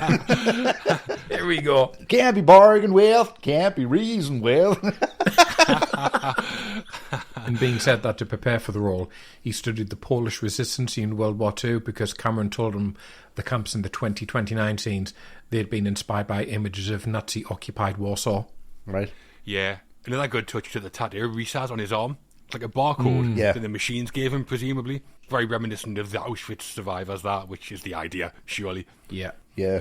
Time for our second ATR and Patreon question now, and it revolves around Reese, specifically his clobber. Mm-hmm. So, Karim Helliwell. Hi, Karim. Hi, Karim. Hello, Karim. He's asked, top tier Nike trainers worn by Kyle. Any other worthy mentions in cinema history of cool trainers? Yeah. Trainers, sneakers, for our US listeners. Yes. So, what do you think, Westy? I mean, I'm a big fan of anything from the movies that you can get in real life and then just pretend you're in the movies in real life. Some big highlights for me. Back to the Future, and I'm not going Back to the Future 2, I'm going Back to the Future 1 with them Nike Bruins. Oh. Them red and white. Life Aquatic, the Adidas Rom Sisu. Oh, yeah. Absolutely iconic. They're great. Aliens, the Reebok Alien Stompers. Oh, lovely. Forrest Gump, Wolf of Wall Street with the Nike Air Cortez. Yeah. I think that's quite iconic from Forrest Gump. And this Batman, 1989, his shoes were modded Nike Air 3s. Oh, with it, right? Yeah. The Bat Boots. Yeah, they're my favourites. But that's my list. Very nice. Similar for me, I've spent probably 25 years buying trainers I've seen in films. Yeah. The Onitsuka Tigers trainers that the bride wears in Kill Bill. Yeah, Kill Bill. I have those. Hers are yellow and black, mine are black and white. Yeah, you couldn't pull off Yellow Bit. No, I definitely couldn't. Matt can, clearly. Yeah, I can. I'm wearing yellow, yeah. I've owned a pair of those Nike Cortez sneakers that Forrest Gump wears. Yeah. I've owned similar ones to the ones Marty McFly's wears. But it's not a film, it's a TV show. An endless goldmine of inspiration for great sneakers is Stranger Things. Yeah, it is. Yeah. The costume design on Stranger Things is awesome, and the trainers is a key part of it. Yeah. Yeah, I mean, I think we couldn't be further apart on this question, me and you two. I mean, it's really wasted on me. There's trainers, fashion. Like, I've never spent more than 40 quid on a pair of trainers in my life. I know. Really? No, never watched a film gone, wow, great footwear. Not my kind of thing. So, honestly, the one thing that came to mind in this is that ridiculous scene in iRobot when Will Smith opens a box of trainers. Converse. And he goes, a thing of beauty. Is it Converse? Chuck Taylor 2s, yeah. There you go. I wouldn't have a clue what they were. All But that, probably just the worst product placement I've ever seen in my life. You know, he practically holds it up to camera. I bought them. But there you go. Well, it worked then. It worked. Yeah. Michael Biehn didn't win an Oscar for playing Reese despite his best efforts and some great sneakers, but it did do wonders for him. He became Cameron's guy for a while, showing up again in Aliens and The Abyss, and here as Reese. A good turn from Michael Biehn for us. Oh, he's great. Yeah, he's great. Ham, but I like ham. So that's our cast. We've talked about some of the other supporting roles already, and there are one or two to come, but it's all about our main three of Arnold, Linda Hamilton, Michael Biehn, I think. Yeah. And they all give Cameron what he and the film needs. Exactly. The trifecta of power. Absolutely.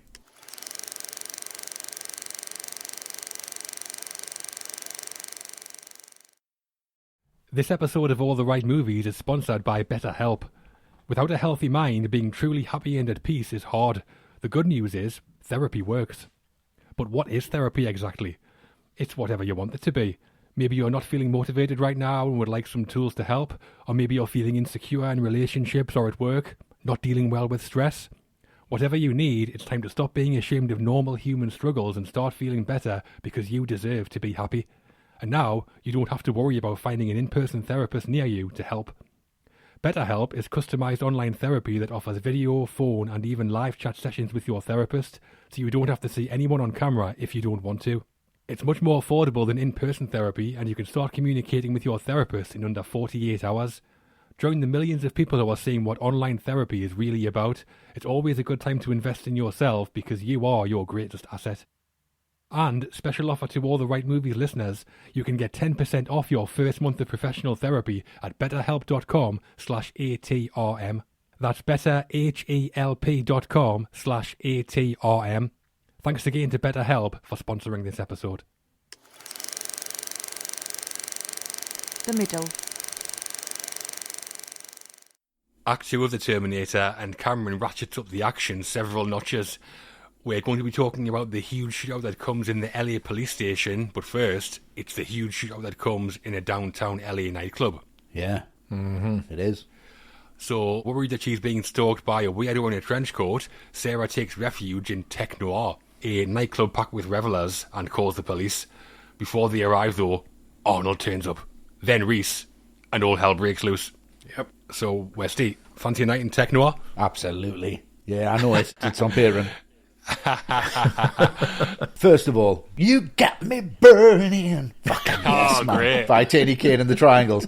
What a fucking tune that is. And it's constantly going. Secondly, the phone's in the back where it's the loudest. How the fuck are you supposed to hear anything? It's $4.50 to get in. Massive. And people are already going six now. What a place. And there's seats available. You can just have a seat at a massive table. The most unbelievable part of the film. There's so many brilliant touches in here from a filmmaking point of view. When she knocks the bottle off the table, and Arnold walks behind her, and there's just this slow motion. It cuts to the slow motion, but the song's still going, and it's framed and it's pushed in, and there's just this build and build and build. This is where Cameron learned how to build tension, because this whole sequence is perfectly timed, all of it.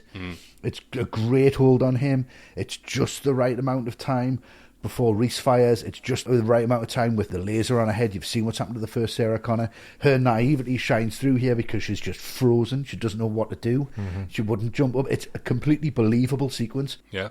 And then when that shotgun blast goes off and we go back to just normal speed, and it's bang, bang, bang, bang, bang, bang, you are just in there and you just think, Jesus Christ, he's shot him like 6 times.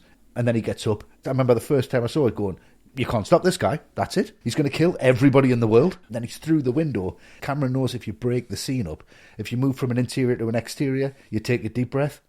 You kind of go, he's got some space between him and the Terminator now.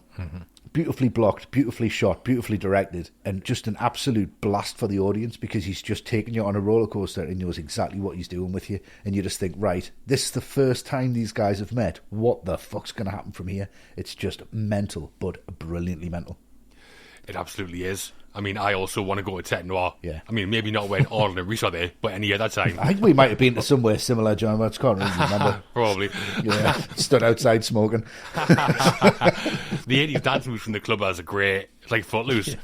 But, like I said earlier, we've seen signs of Cameron's filmmaking talent before this, and then here, there's no doubt, like you're saying, Westy, the use of slow motion, where Arnold's scouting about looking for Sarah, and then he's got his gun pointed at her face, terrifying, all that. Yeah. It's all slow motion. Then it cuts back to normal speed with the sound of Reese's shotgun going off. Brilliant, that. Yeah. And the sound design's really good. You can hear the sound of the shells bouncing off Arnold's metal body. Yeah. And the line, one of my favourite character intro lines, "Come with me if you want to live." Yeah. Yeah, of course. How Bean didn't get that Oscar, I have no idea. But fantastic action filmmaking for me. Yeah. Yeah, for me, it's why you've been saying it's that use of slow-mo, and it's another scene. Still feels really brutal, and then considering how many like bad haircuts, how much bad fashion is in the scene, the fact that don't detract one bit from it tells you just how good this scene really is, how impactful it is. Yeah, you almost expect to say like Justin Theroux and the lads from American Psycho just dancing, because the dancers are exactly the same as Theroux's at the start of American Psycho. Before Arnold arrives, Sarah calls the police, I don't know how, and speaks to Lieutenant Ed Traxler, played by Paul Winfield. Apparently the part of Traxler was offered to Louis Gossett Jr. and Edward James Olmos, but neither could do it, so Cameron asked Winfield, probably because he knows where tech-noir is. Exactly, yeah. Yeah, I love that. Sarah rings the police and she says, "I'm in tech-noir," and Traxler's like, "Oh, I know tech-noir. I bet he does. Traxler. I'm going there after my shift. I'm coming down there anyway, just hang around. Yeah, exactly. Get us a drink, Emily. And Cameron said that he thought of tech-noir as a subgenre of science fiction that the Terminator was part of alongside Blade Runner, which is why he called the club that. Nice. Yeah. And they created the club at an abandoned restaurant in downtown LA. Gail Ann Hurd said the people thought it was a real club and queue to get in, and they had to start turning people away. If you look closely, me and John are in the queue. She also said they were so desperate for cash that they thought about letting them in and charging them. Wouldn't put it past them. Cameron and Ed. That guy going through the window was Cameron pushing somebody through that has cut it in. Yeah. Exactly, yeah. But those people, surely they'd have been more than happy to pay if they knew what it was going to turn into.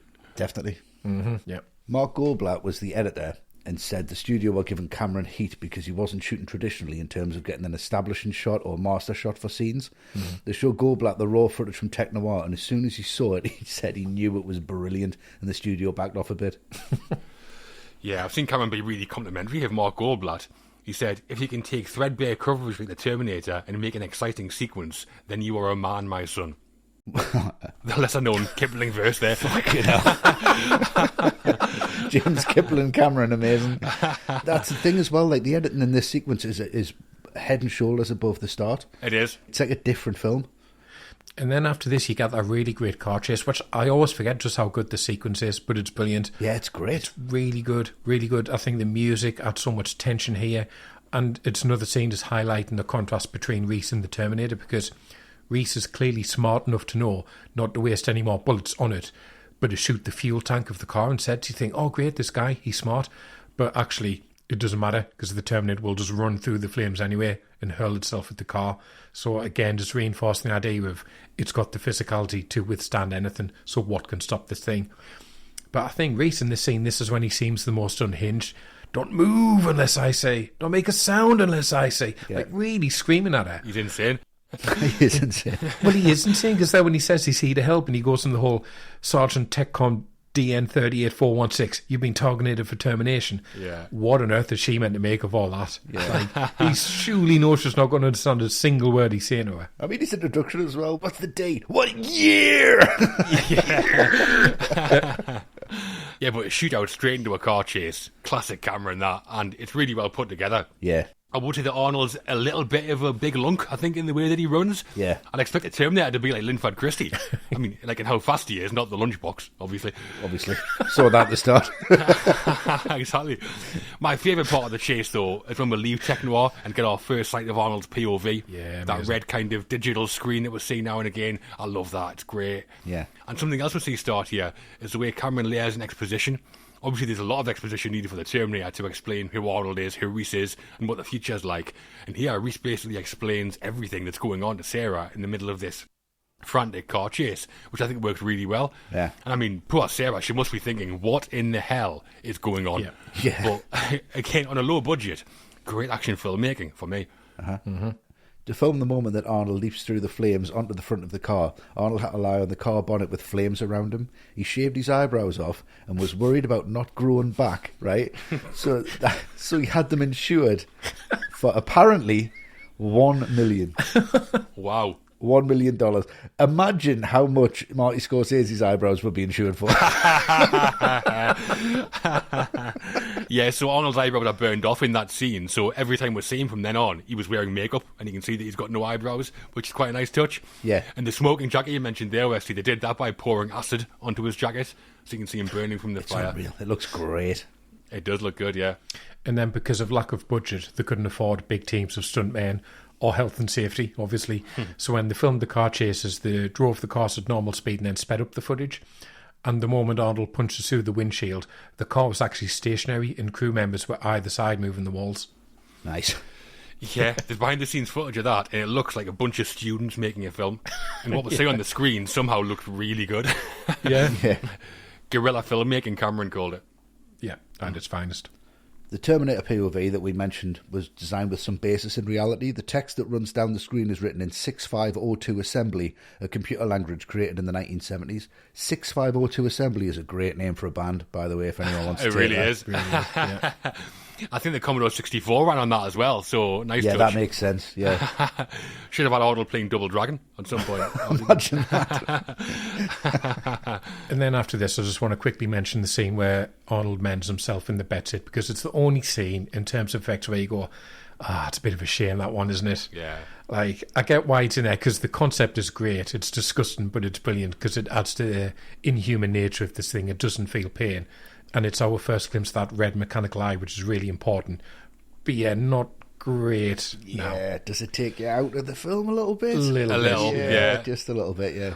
I mean, the moment that Arnold cut his arm open and we see the mechanics for the first time, That's fantastic. that blew me away first time I saw that. Yeah. Yeah, his finger bends when he pulls the right thing. Yeah, that's fantastic. Yeah, it's really good, that.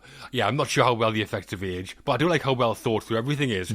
Obviously, Cameron wanted to get Arnold in those sunglasses, as that's the image of the film on that poster. Yeah. But it happened for a reason. His eye's damaged, so he wears sunnies not to draw attention to it, so it kind of makes sense. Yeah. And how mad's Arnold's landlord? In a vest, hairy back, massive cigar, like, hey buddy, he's nuts. Yeah. And the fake Arnold head in the scene now was created by the Stan Winston studio, who we'll talk about a bit later. We will. But it took 7 artists 7 months to create the animatronic, and for the close-ups of the eye moving about, they filmed the inside of a camera lens. Nice. Yeah, that red eye, great. 2001 influence, maybe, from HAL 9000? Yeah, it's very Hal. Very possible, yeah. Very much.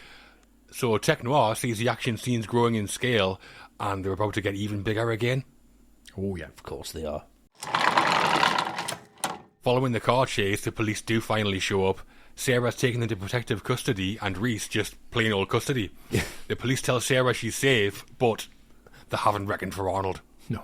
He turns up, armed to the teeth, and blitzes through the entire station, killing police officers as he goes. Yeah. How's it go for you, Matt? I think this interrogation scene with Reese is Michael Bihn's best scene. He's so into this. He certainly is.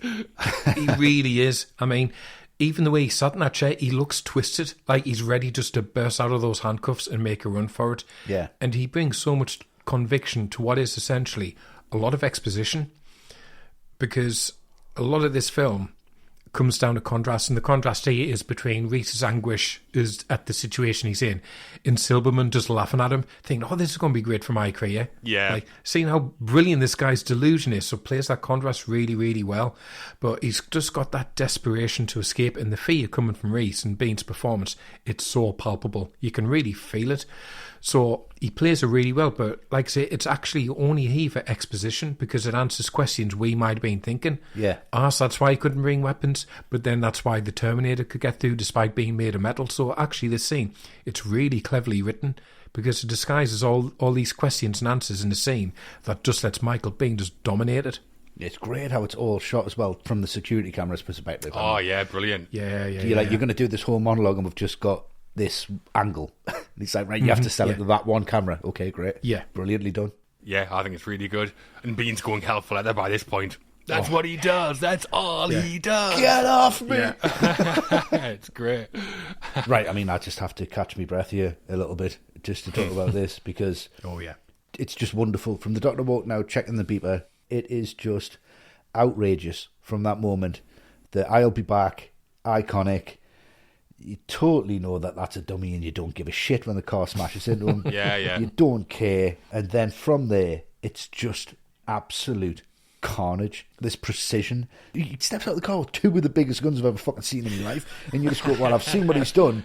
And he just absolutely lights up the place. And the moment they were running behind the wall, we're seeing it from his point of view, and he shoots the wall and you know the guy's dead. Yeah. But the great thing for me is that, you know, she's reassured that there's 30 people in this police station. Yeah. There's that many people there on your side, that's fine. There's 30 people killed in this scene. Oh, wow. Cameron makes you see that he kills exactly 30 people. It's just brilliantly done to that level. And Henriksen and some others are left to the imagination, I think, and that's great, because you see a lot of the deaths, but theirs are hard-hitting. It's the characters that matter to you. You see them off screen. It's Cameron being really emotional about this and being, these guys mattered, now they're dead. And everyone who didn't really matter is just torn apart in front of you.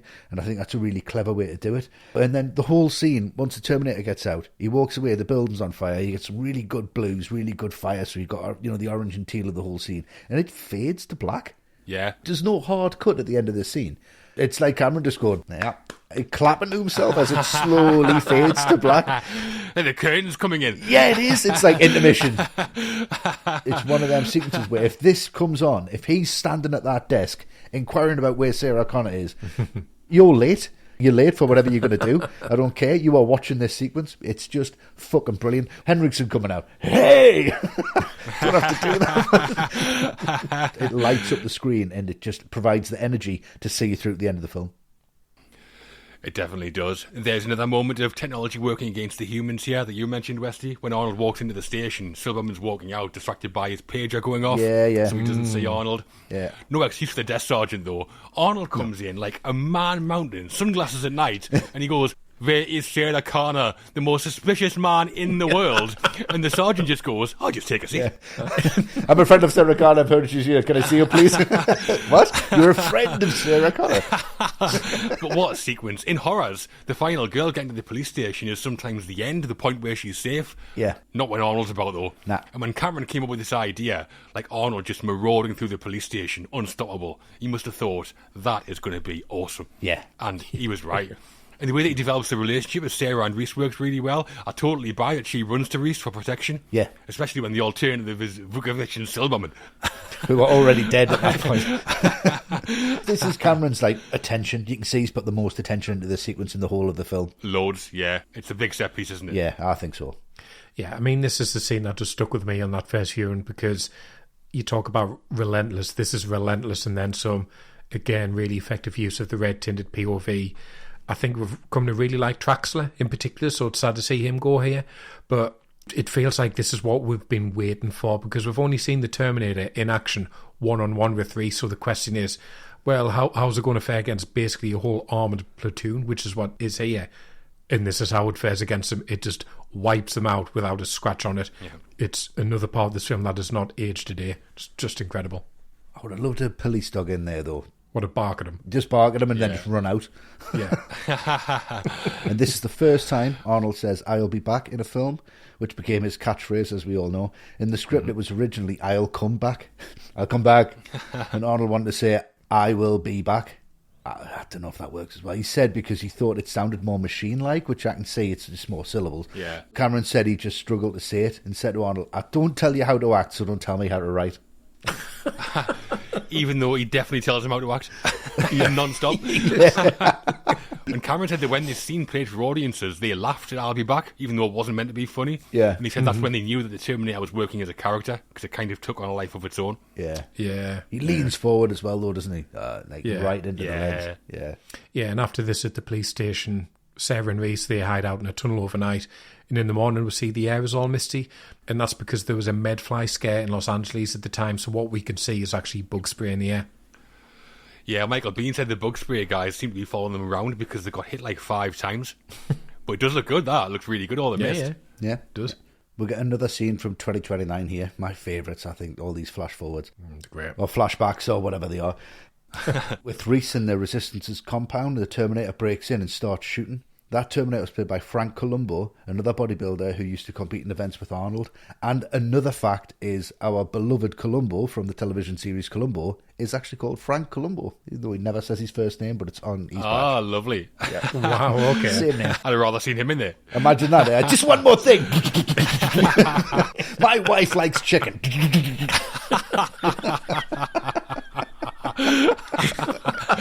There's some nice images in that sequence as well. I like that crossfade transition from the close-up of Sarah's face to the future, and then they do the same thing back again. Yeah, it's great. And that girl watching the TV in the future is just on fire. That's insane. Grim, yeah. I love the way Reese is interacting with them and holds his gun up as if to kind of shoot them. It's a nice touch. Yeah.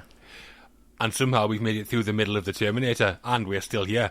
Sarah and Reese are together, but Vukovic, Traxler and the LAPD are out of there. Mm-hmm. Just our heroes and Arnold now. Yep. Sarah Connor, just one more thing. The crew. As we've been talking about, James Cameron was very inexperienced as a filmmaker, and the budget for the Terminator was very small, so it was largely a team of unknowns working behind the scenes. Unknown back then, at least. Mm-hmm. We're going to be talking about the music on the film, as well as some of the crazy visuals put on the screen, but first, it's the writing of the Terminator. Yeah. Mm-hmm. So the credited screenwriters on the Terminator are James Cameron and Gale Ann Hurd. Hurd's credit was largely functional, giving her an incentive to buy the script from Cameron for $1, and both Hurd and Cameron have said that he essentially wrote the script. Yeah. How did he do though, Westy? Iron Jim as screenwriter on the Terminator? Well, I mean, come on. What's there to say about it? I mean, there's so many times we sit here and we talk about the writing of a film and how it's picked up, and then as they're shooting, they're thinking, well, I might change this, or I might change that, or I might add this. I think there's too much on the page. He couldn't fit it into the film. Yeah. Just his ambition and his imagination overflowed on the page. And I've read the treatment, I know you have, John. There's so many ideas in that, it's ludicrous. It's crazy. It's spilling off, and not everything got into there, and they're all good ideas. There's nothing I'm reading going, I can see why he cut that out. I'm just thinking, why didn't he put that in? And I think that's to Cameron's credit. I think all of his writing is absolutely top notch. I think he's great with dialogue. I think he's great with set pieces. I think everything's on the page there that keeps people zipping along. I think you would read this and be as excited as you would have been watching it. So I think actually the writing on the Terminator is what got the film made, because his ambition was there in every single word, and it's flawless as far as I'm concerned. As a piece of writing, yeah, I think it's exceptional, to be honest. It's a science fiction short story. It's like Philip K. Dick or something, that treatment. Yeah, and it does the things that screenplays are apparently supposed to do really well. The characters are well written, like we talked about. Sarah's arc holds up especially well, I think. He writes the exposition really well. There's a lot, but it never undermines the narrative or the action. And the whole concept is really well thought through. Mm-hmm. But for me, like you're saying, Westy, it's the ideas that leap out. Yeah. Cameron has literally got more ideas than he can fit in. Yeah. He explores like 5 classic science fiction tropes. There's cyborg bad guy, time travel, AI, dystopian future, and Rise of the Machines, all in one film. He even throws like a time paradox in there around Reese being born after John Connor, but being his dad. Mental. Yeah. And it all ties together great. I totally buy this world Cameron's created, and even though there's loads going on, it's pretty easy to follow. I think he makes it look a lot easier to do that than it actually is. Yeah, definitely. Mm-hmm. Yeah, and I mean, there's a lot of great things Cameron brings to the film, but I think the screenplay stands up there among any of it. Still, decades later, it feels like a really exciting piece of writing. Yeah. Back then, must have been incredible. Yeah, definitely. An absolute inspiration to just say, stick with your convictions and put your ideas down, because most of them will be great. It is inspirational, I find it, yeah. Yeah. Yeah, we said earlier this was originally a slasher concept, and that's so prevalent in the writing still, and that's what I really pick up on. Like, underneath the robots, the sci-fi tropes, it's a horror film, and people talk about horror/sci-fi films, and they'll mention, obviously, Alien, The Thing. But I think the Terminator should be put in that bracket more than it is, because you've got Sarah Connor, she's obviously a final girl, and obviously men are killed as well, but the two most intimate kills are the other Sarah and Ginger, so it's targeting women. The killing of Ginger and Matt, we talked about that, totally staged as a horror film sequence. The idea of an unstoppable killer pursuing one girl and killing anyone in his way, I mean, that's every Friday the 13th movie. That's Michael Myers through and through. Yeah. Reese trying to warn the police but being ignored, that's a horror trope. And ultimately he becomes the boyfriend who dies valiantly trying to save the love of his life. Mm-hmm. And certainly the last 10 minutes of a horror film, you think the killer's dead, but no, there's one last scare. That's Jason jumping out of the lake. That's Freddy grabbing Nancy's mum and pulling her through the door. Yeah. And that's the Terminator here. So the writing, for me, this firmly places it in the horror genre just as much as the sci-fi, which I think is just an interesting way of looking at it. It shows he's influenced by all them films, but never rips off anything. You could kind of go, oh, he's ripped off Capricorn 1, but he hasn't. Yeah, Capricorn 1, yeah. Yeah, it's just a massive influence. I think just the actual Terminator character is so original. He can do what he wants after he's got that. Yeah, too right. And Cameron said he wrote the first draft of the Terminator when he was sleeping on Randall Flake's floor, the co-director of Xenogenesis. And the first draft had some help from his friend William Wisher, who acted in Xenogenesis. Wisher helped write some of the early scenes with Sarah and scenes in the police station, and he's credited as providing additional dialogue. Yeah, Wisher apparently came up with Reese's line, he reached down her throat and pulled her fucking heart out, which is nice. Yeah, yeah, I'd love that to be a credit, just to do that. I wrote that line. Oh, great, yeah. He's in the film as well, William Wisher. Do you know where? No, no clue. He plays a police officer. Arnold steals his squad car and bangs his head off the door. Oh, that guy. Is that after the hit and run? Yeah. But yeah, okay.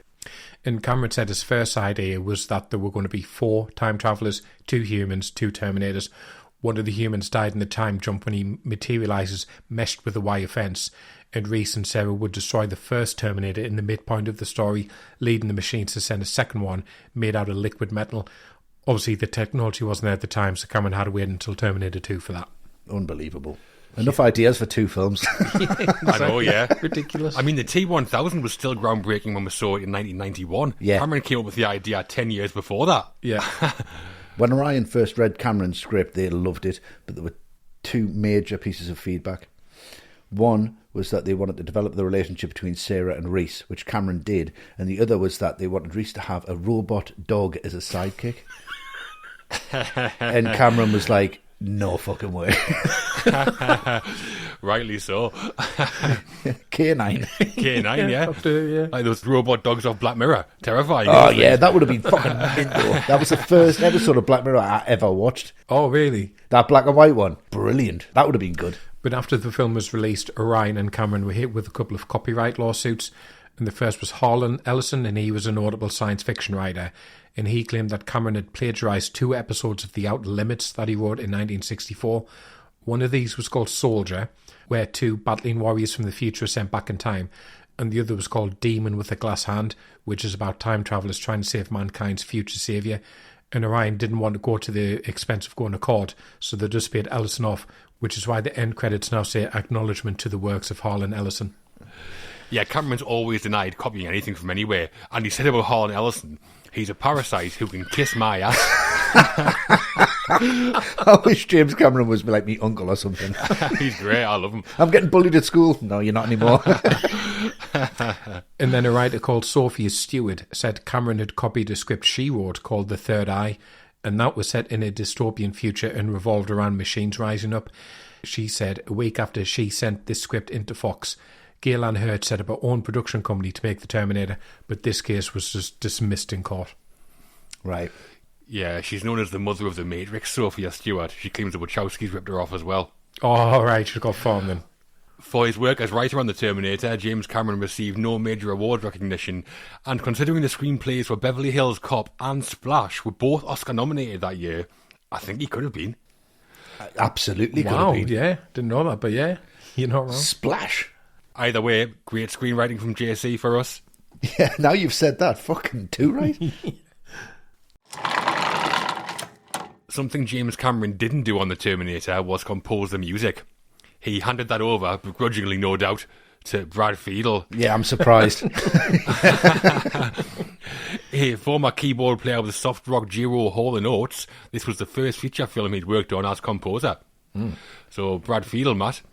Fiedler on the roof. Yeah. How's his music on The Terminator? You're going to go for that, Matt? I mean, first credit, that's incredible. Yeah. And for a film made on a small budget, we all know that. The music doesn't sound like it's made on a small budget for 1 second. This sounds really expensive because it's huge. It adds so much tension, so much menace. There are bits of the film that I think have dated, but the music is not one of them. That main theme, it does just sound like huge bits of metal clanging together, which is completely appropriate for the film. I love the synths in it. I love the melancholic motif that runs through it, which I just always associate with Sarah. But I think my favourite bit of music is the piece that plays when the endoskeleton rises out of the flames. Yeah. Oh, yeah, great. That is proper horror movie music. So overall, It is. fantastic work by Friedel. Yeah. Yeah, I mean, it doesn't matter how talented you are as a filmmaker, like Cameron clearly is, you still need to rely on other people at some point to produce the goods as well. And Fiedel definitely does that for me. Synthesizer-based score, of course, to reflect the future technology subject matter. That's a classic way of doing that now. But back then, synthesizers were relatively new in film still. Yeah. I think the overall score captures that kind of dark, intense tone that Cameron wants and complements the visuals perfectly. And the main theme is one of the best and most recognisable out there. Has that huge percussive industrial sounding beat to represent the kind of machine, and then that melancholy electronic melody over the top seems to represent humanity, I think. I think it's clever, it's timeless, and I think Friedel made a huge contribution to the success of the film and the series. It's on every Terminator film. Yeah. That main theme is so punch the air amazing. It's just so emotional, but it's like dun dun dun dun dun. That would be my walk-on music if I was a fucking boxer or something. It's like, here he comes, fucking dun dun dun dun. But again, it's just got that emotion and that sorrow to it at the same time. Yeah. If you listen to the soundtrack by itself, like as you've been driving, it's an incredible experience because you go so fast at some points and you just go so slow at others. But he just has this great way of ramping up the tension with this kind of synthesizer score. It feels like the pop version of what Vangelis did with Blade Runner in 82. And it's so pulsating, and it works all the way through. When you've got the chase sequence, it's like all the octaves, it just feels like wow. And the other thing I will say is that dun dun dun dun dun dun dun dun, that constant beat. That's like the Terminator's heartbeat, and it's never ever going to go out. Yeah. And you just think this guy's heart is just going to keep going. This guy is just a relentless machine, and I get that from the soundtrack, and it all mixes together beautifully. Originally, however, the first person that wanted to write the score was Tony Banks, and he was the keyboard player and chief songwriter in Genesis. But he said no because he was working on a film called Lorca and the Outlaws. Did he end up doing Terminator Genesis? That's where they got the name from. Yeah. But then Brad Fiedel's agent, he sent a tape into the producers, and when Cameron heard it, he thought it was exactly the kind of sound he wanted for the Terminator. Nice. Yeah, I've seen Lorca and the Outlaws. All right. So you're the one. It's one of those like 1980s Star Wars knockoffs. It's really bad. Oh, right, okay. I've never heard of it, to be honest. But Fiedel said that when Cameron described the Terminator to him, he thought, there's no way you're getting all that on the screen for this budget. And then when he saw the first cut, he said he couldn't believe it because it was all there, like Cameron had described. Yeah. And he was like, I'd never worked with anyone on that level before. Yeah. Fiedel worked in his garage at the time and recorded every single part of the Terminator score himself live. So to come up with a metallic clang sound, he hit the frying pan with a hammer, like bottom. Right. And because his recording equipment wasn't very good, it made a distorted sound, and that's what we hear in the film. So, you know, again, it's just necessity. Mm-hmm. Absolutely, yeah. He said that if his equipment had been better, it would have just sounded like a frying pan. Like Tom and Jerry sound effects. Thomas! And Fiedel wanted the film's audio to be recorded stereo, but because of the budget, Hemdale had already paid for the sound effects to be done in mono and refused to let Cameron reshoot them in stereo. So Fiedel had to record in mono, although since then stereo versions have been released. Yeah. Cameron said, do you want to know why the Terminator was in mono? Hemdale was too cheap. There's your answer. He slams everybody, doesn't he? He's amazing. It's not my fault I'm great, it's your fault you're shit. That's Cameron's view on everything. Yeah. No Oscars recognition for Brad Fiedel on The Terminator. Again, in retrospect, that year the nominees included Randy Newman for The Natural and Alex North for Under the Volcano. Right. Remember those scores? No. But with Brad Fiedel on The Terminator, sounds like we agree, irreplaceable score for us. Yeah, definitely. Oh, yeah. It's the natural. That would have been it. A first-time JC collaboration on the music. It was the same across the visuals on the film, and that's where we're headed now as we talk Adam Greenberg as the director of photography, as well as the Stan Winston studio and Fantasy 2 film effects who provided most of the special effects work. Yeah. Westy, Adam Greenberg for you? How did the Terminator look? Yeah, I think with the extension of the director's vision, he's one of the best to do it, especially the first vision that he's got, because he sets up Cameron's whole career. Like we've said, I mean, it looks like LV-426 in places. He went on to do Terminator 2, which kind of set the basis for True Lies. It set the basis for Titanic, this big kind of epic sweep. But again, Cameron knows what he wants, and I think Greenberg just delivers that. And there's nothing you can say, oh, this is an Adam Greenberg film, because I think at the time, DPs weren't renowned for putting their stamp on it. They couldn't do that. It's what the director wants to see, and I think this is exactly what Cameron wants to see. And to be Adam Greenberg at this point and to work with a guy like that, even if I'd seen them drawings, I would be incredibly worried. Can I make this work? Yeah. Can it look as good as what's in his head? Because what's in his head is fucking flawless. I think it really, really works. I think when it's practical effects and the way it's lit, and especially the fixing himself scene, and like the daylit scenes are just really, really nice. It doesn't look of the time. It looks like a flashback. I think it's just really cleverly done. And the way he mixes in the handheld, the way he mixes in the wide angle stuff, the way he mixes in the point of view, I think he just does it quite seamlessly. And it looks like somebody who's really got a hold of the craft and is just saying, James Cameron can throw anything at this guy and he delivers. As you can see on the screen, he definitely did. I think it's a great piece of work. Yeah, he'd worked on quite a few Canon Films productions at the time, Adam Greenberg, yeah. Which I guess was a factor in him getting hired. He was used to low budgets, but that doesn't show. At times it does feel like it's shot like a slasher, like Halloween, like we've said. Mm-hmm. The science fiction in there as well. I think there's a clear Blade Runner influence. Yeah, definitely. Dark, gritty visuals. And I like how Greenberg manages to make not just 2029, but 1984 Los Angeles also look like a dystopian future. Yeah, it does look like a future, yeah. I'm surprised we could tell the difference when he came back. Just the smell will be different. But cinematography-wise, lots of low angles, lots of tracking shots like we talked about. But there are some great static shots as well. The scene that we talked about in 2029, when the Terminator bursts into the compound, there's a shot where we see Frank Columbo as the Terminator, like, silhouetted against the background, and he's got these, like, burning red eyes. Great shot, that. Yeah, and the gun's just going off. Yeah, brilliant. Brilliant.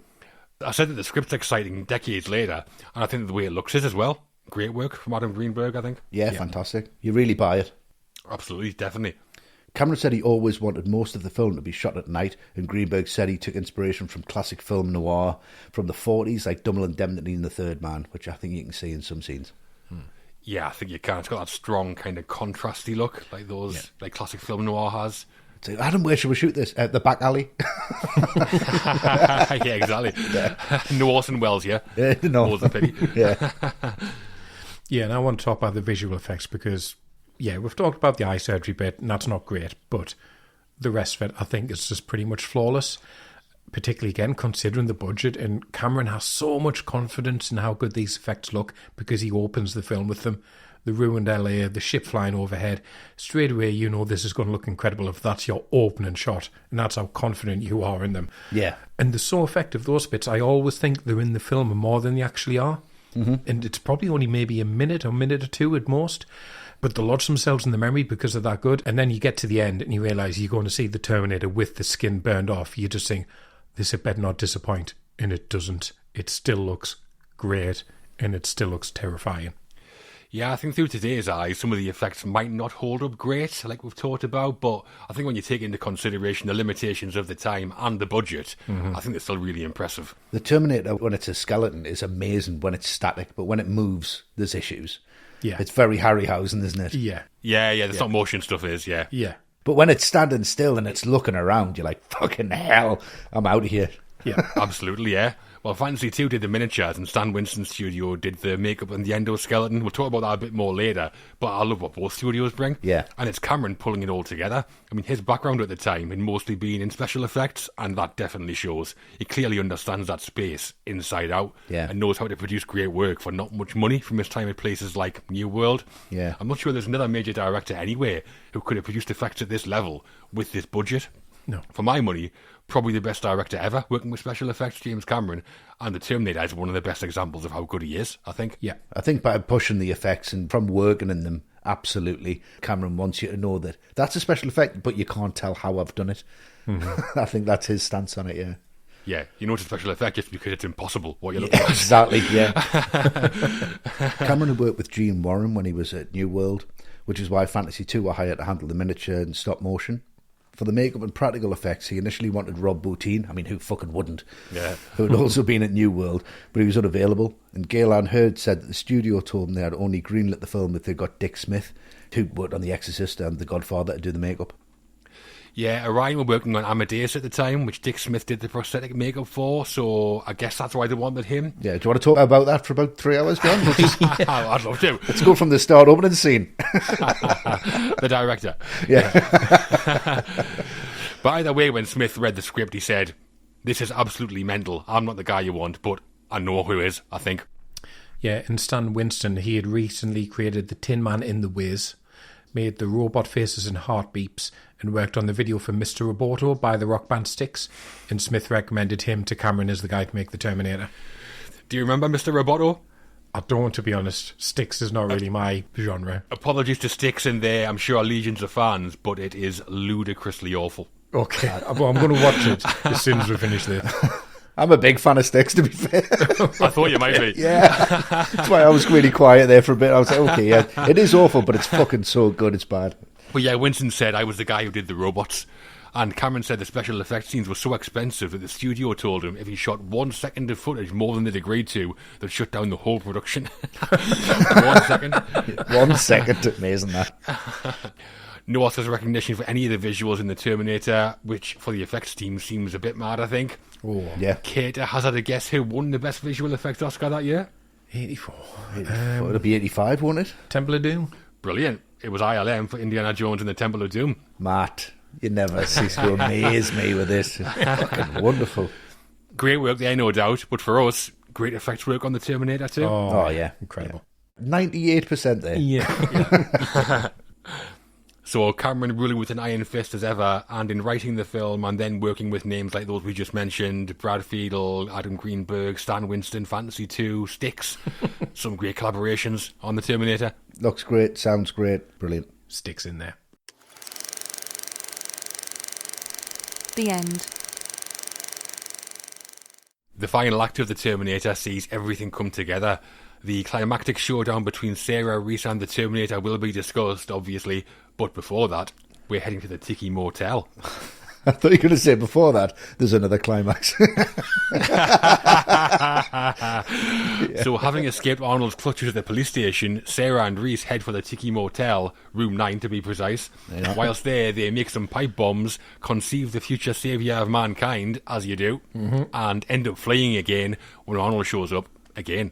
Yeah. Reese, the old dog. Matt, what are your thoughts? Oh, boy. Here we go. Strap yourselves in, guys. Yeah, here we go. Already mentioned how terrible the Matt and Ginger sex scene is, but at least that was brief.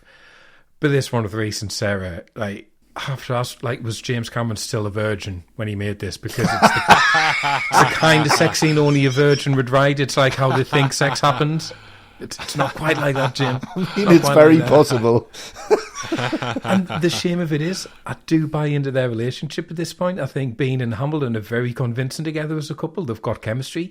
We've mentioned the line, but when Reese says he loves Sarah and he came across time for her, 100% buy that. I'm totally into it. So the concept is fine, but it's the execution that lets it down because it's pretty terrible, I think. Yeah. It's the only bit of music I don't like, where it goes into the dreamy, romantic piano bit. The facial expressions are terrible. Sarah looks like she's straining on the toilet at one point. And then to end on that slow-mo fade out of the two hands clenching together on the sheet. For an undeniably brilliant film, you can't get away with how awful this scene is. Like, I dread it coming up, and it takes me out of the film every single time. Yeah. I tell you what, Reese's homeless pants must reek by now. Absolutely stink. Could have just put him in the shower a little bit, at least. Come on. Lays it on really thick. I came across time for you, Sarah. I love you. And it works, an absolute treat. It does. Hook, line and sinker for Connor.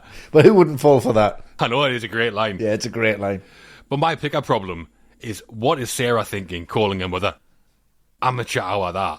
Yeah. Yeah. Yeah, although that shot when we're in Sarah's mother's and it's just like carnage in the background, that's the scariest shot in the film for me. Yeah. And it pans to Arnold on the phone, talking in her mother's voice. Really good, that. Brilliant. And there's a tiny moment just after that always stands out for me.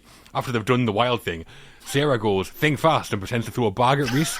And Reese smiles. It's the first time he's smiled in the entire film. Yeah. And then, like, instantly, we hear the dog barking outside. Brilliant. Just not allowed happiness, yeah. Yeah, exactly. Yeah, we've mentioned the music there. Obviously, Matt said he doesn't like it, and nor do I. But check this out. Brad Fiedel said that when Cameron did his first cut of the film with temp music, he scored the sex scene with big rock track, probably Styx. Yeah. Fiedel asked for the whole cut without music so he could come up with his own pieces without being influenced by Cameron's choices. I don't want to see either. Actually, I don't want to see the scene. I don't think it should exist. And I don't know what rock track would be in there. I've no idea. Feel Like Making Love by Bad Company? Very possibly. Cherry Pie by Warren. But the music in this scene is like the main theme but played on piano, isn't it? Yeah, just slow it down. It's just a bit too... it's too on the nose for me. And there was a deleted scene here as well. Originally, after Sarah calls her mother, which we mentioned, she looked up Cyberdyne systems in the phone book and wanted to go and blow it up. Reese, however, in this scene said it wasn't a good idea, and he ends up breaking down in tears. And Michael Biehn said he was always disappointed because that was his most powerful scene. I bet he was. Imagine how much he'd been going for it. Being Oh, yeah. 110% on that one. Yeah, too right. But that idea does come back for T2, doesn't it? When Sarah goes off to kill Miles Dyson, one of the guys who developed Skynet. Yeah. And then we're back, aren't we? We're back to this relentless pace. Yeah. This big moment, and there's some great moments in this. I love the homemade bombs. I think they're great. But the music is just so pounding, and it just drives the scene along. And this is where we mentioned Mad Max earlier on. This feels very Mad Max to me, because I know they were shot like at normal pace, but it's sped up. Right, yeah. Just to make it look faster, and all the car chases were kind of sped up. It feels like that. But then, he's hit by the truck, and you think, oh, that's it, it's over. He's been hit by a fucking articulated truck, and he still gets up. And does he have to get in the truck? Does he not just walk over and just crush the skulls and go, there it is, done? But no, he's got to go and walk over, get in the truck, get out. I think that's the best look of the Terminator I've seen out of all of the series. When he turns around, half his face is gone. Yeah. He did The Exorcist, Dick Smith. I thought that was him because it looks very much like Reagan's makeup. It looks very Exorcist inspired. But I think Reese is just at the point now where he's losing track of what's actually going on with his mission, because he's like, well, I'm just going to blow the truck up. I'm not going to cut the fuse or anything. It's going to take fucking ages. And I'm going to put it in the exhaust, and I'm going to get in the bin. Then he comes back and he's kind of walking through the flames. He's like, Sarah, we did it. And that fucking metal lifts. It's just that crank of metal. And this thing stands up. It's just unrelenting as a final sequence. Fantastic stuff. It really is. I think the chase is excellent. Really well directed, really well edited. Mark Goldblatt splices in some single white frames to accentuate the pipe bombs exploding. Yeah. Which is really good. And then Ray Lovejoy did the same thing in editing Aliens, so Cameron must have passed that tip along, I assume. Ah, right. I mean, Arnold just commandeering that tanker truck is great, but it's the visuals for me. How good is the makeup work on Arnold when half his face is missing? Stan Winston magic, that. It is. And then after the truck explosion, when Sarah and Reese are hugging, they think they've won, and we get that awesome shot of the endoskeleton rising up behind them. Yeah. Brilliant. Love that. Only bad thing is, it's the end of Arnold in the film. He's still there in spirit. Like when someone leaves a party and you go, oh, I can't believe he's gone. You're like, has he? It still feel like he's resonating around the room. And he did all right though, didn't he, Arnold? Oh, amazingly well. And the effects work to create the truck explode, and that was handled by Fantasy 2. Cameron originally wanted to blow up a real tanker truck, but they were filming close to a police armory, so couldn't. I'd love to be the person who had to tell Cameron that, and he was like, He'll be fine. Jim, seriously? Dead. We're next to lots of explosives. Don't care. Want to blow it up? He died in 1984, that guy. Totally did. Yeah. So Fantasy 2 then created an 8-foot-long miniature of the truck and rigged it with 42 explosives, and they were detonated in sequence, which is why the truck explodes from the back to the front. Right, okay. Yeah, and then they use rear projection to place the image of the truck exploding behind Linda Hamilton. I mean, you can tell, but it still looks good, that for me. That still looks great. Does it? It's all right. I mean, thinking of the budget he had in this. That's what I mean, yeah. It looks low budget, but it looks really good, low budget. Yeah, he does everything he needs to do with what he's got. Yeah. You can't argue with it. Exactly. And when Cameron submitted the first cut of the film, it didn't include the climax in the factory yet. And John Daly from Hemdale told Cameron he wanted to end the movie after the truck explosion to make it a happier ending without Reese dying. Cameron said, I told him straight, fuck you, the film isn't over yet. Yeah, apparently he said, you'll have to kill me, and walked out. And it was too late to fire him, although surely would have. He wanted him to end the movie after the truck explosion. That's it, fine, just end it there. Fuck off. I know, no endoskeleton. Crazy. Yeah. So that's it for Arnold, unfortunately. But the Terminator, the film and the machine, it's not done just yet. No, yeah. Not just yet. Let's turn it into a slasher. The climax of the Terminator is one of the most well-known out there. Chased into a machine-filled factory of industry, Sarah and Reese have one last face-off with the Terminator. Reese blows the endoskeleton in half, tragically sacrificing himself in the process before Sarah finishes the job, crushing the machine in a hydraulic press. It's terminated, Westy. How does it all play out? It plays out well. It's good, this bit, but I just feel like it's a little bit kind of tacked on. The effects look dated here, which pulls us out a little bit. If I showed this to somebody now, if I showed this to me daughter who was 13, I think she'd be into it up to this point and go, oh, well, that doesn't look real then. Is that supposed to be scary now? Once Arnold's gone, it doesn't have the same impact, I think, for an audience now than it would have back then. I think it really has dated, and that's where it kind of pulls you out a little bit. But the bits where it's not them stop motion pieces are fucking excellent. Like the close-up of the foot dragon really works. It looks amazing. You should have just kept it as close-ups. I love the arc here for Sarah, how she kind of takes over.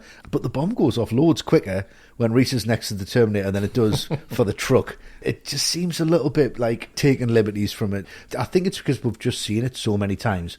There's some wonderful horror movie tropes in here. But the thing I always think at the end of this, it's just reaching round for the controls. I would have a cool line and just be like, "You terminated fucker." But I always think if that was me in that situation and nobody was around, I'd be like, "You terminated fucker," and I'd hit the wrong button. I'd be like, "Oh, you terminated prick. You're fucking dead now, arsehole." It is a good sequence, but for me, it's just a bit painful seeing Reese out of there, and it's just, it's a little bit of an anticlimax, I guess, from what you've already seen, but brilliantly done, because he knows it's going to be a franchise, and he has to end it on a note where you think, I want to see more of this. Yeah, I think it's a great way to finish.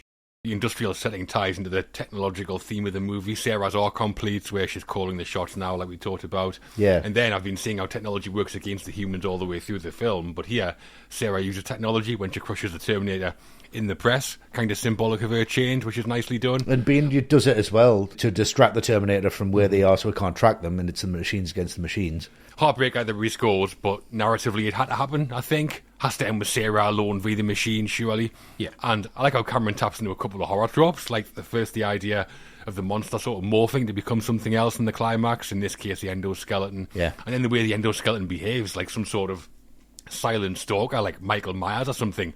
Although presumably, if the Terminator did talk here, it would still have Arnold's voice, wouldn't it?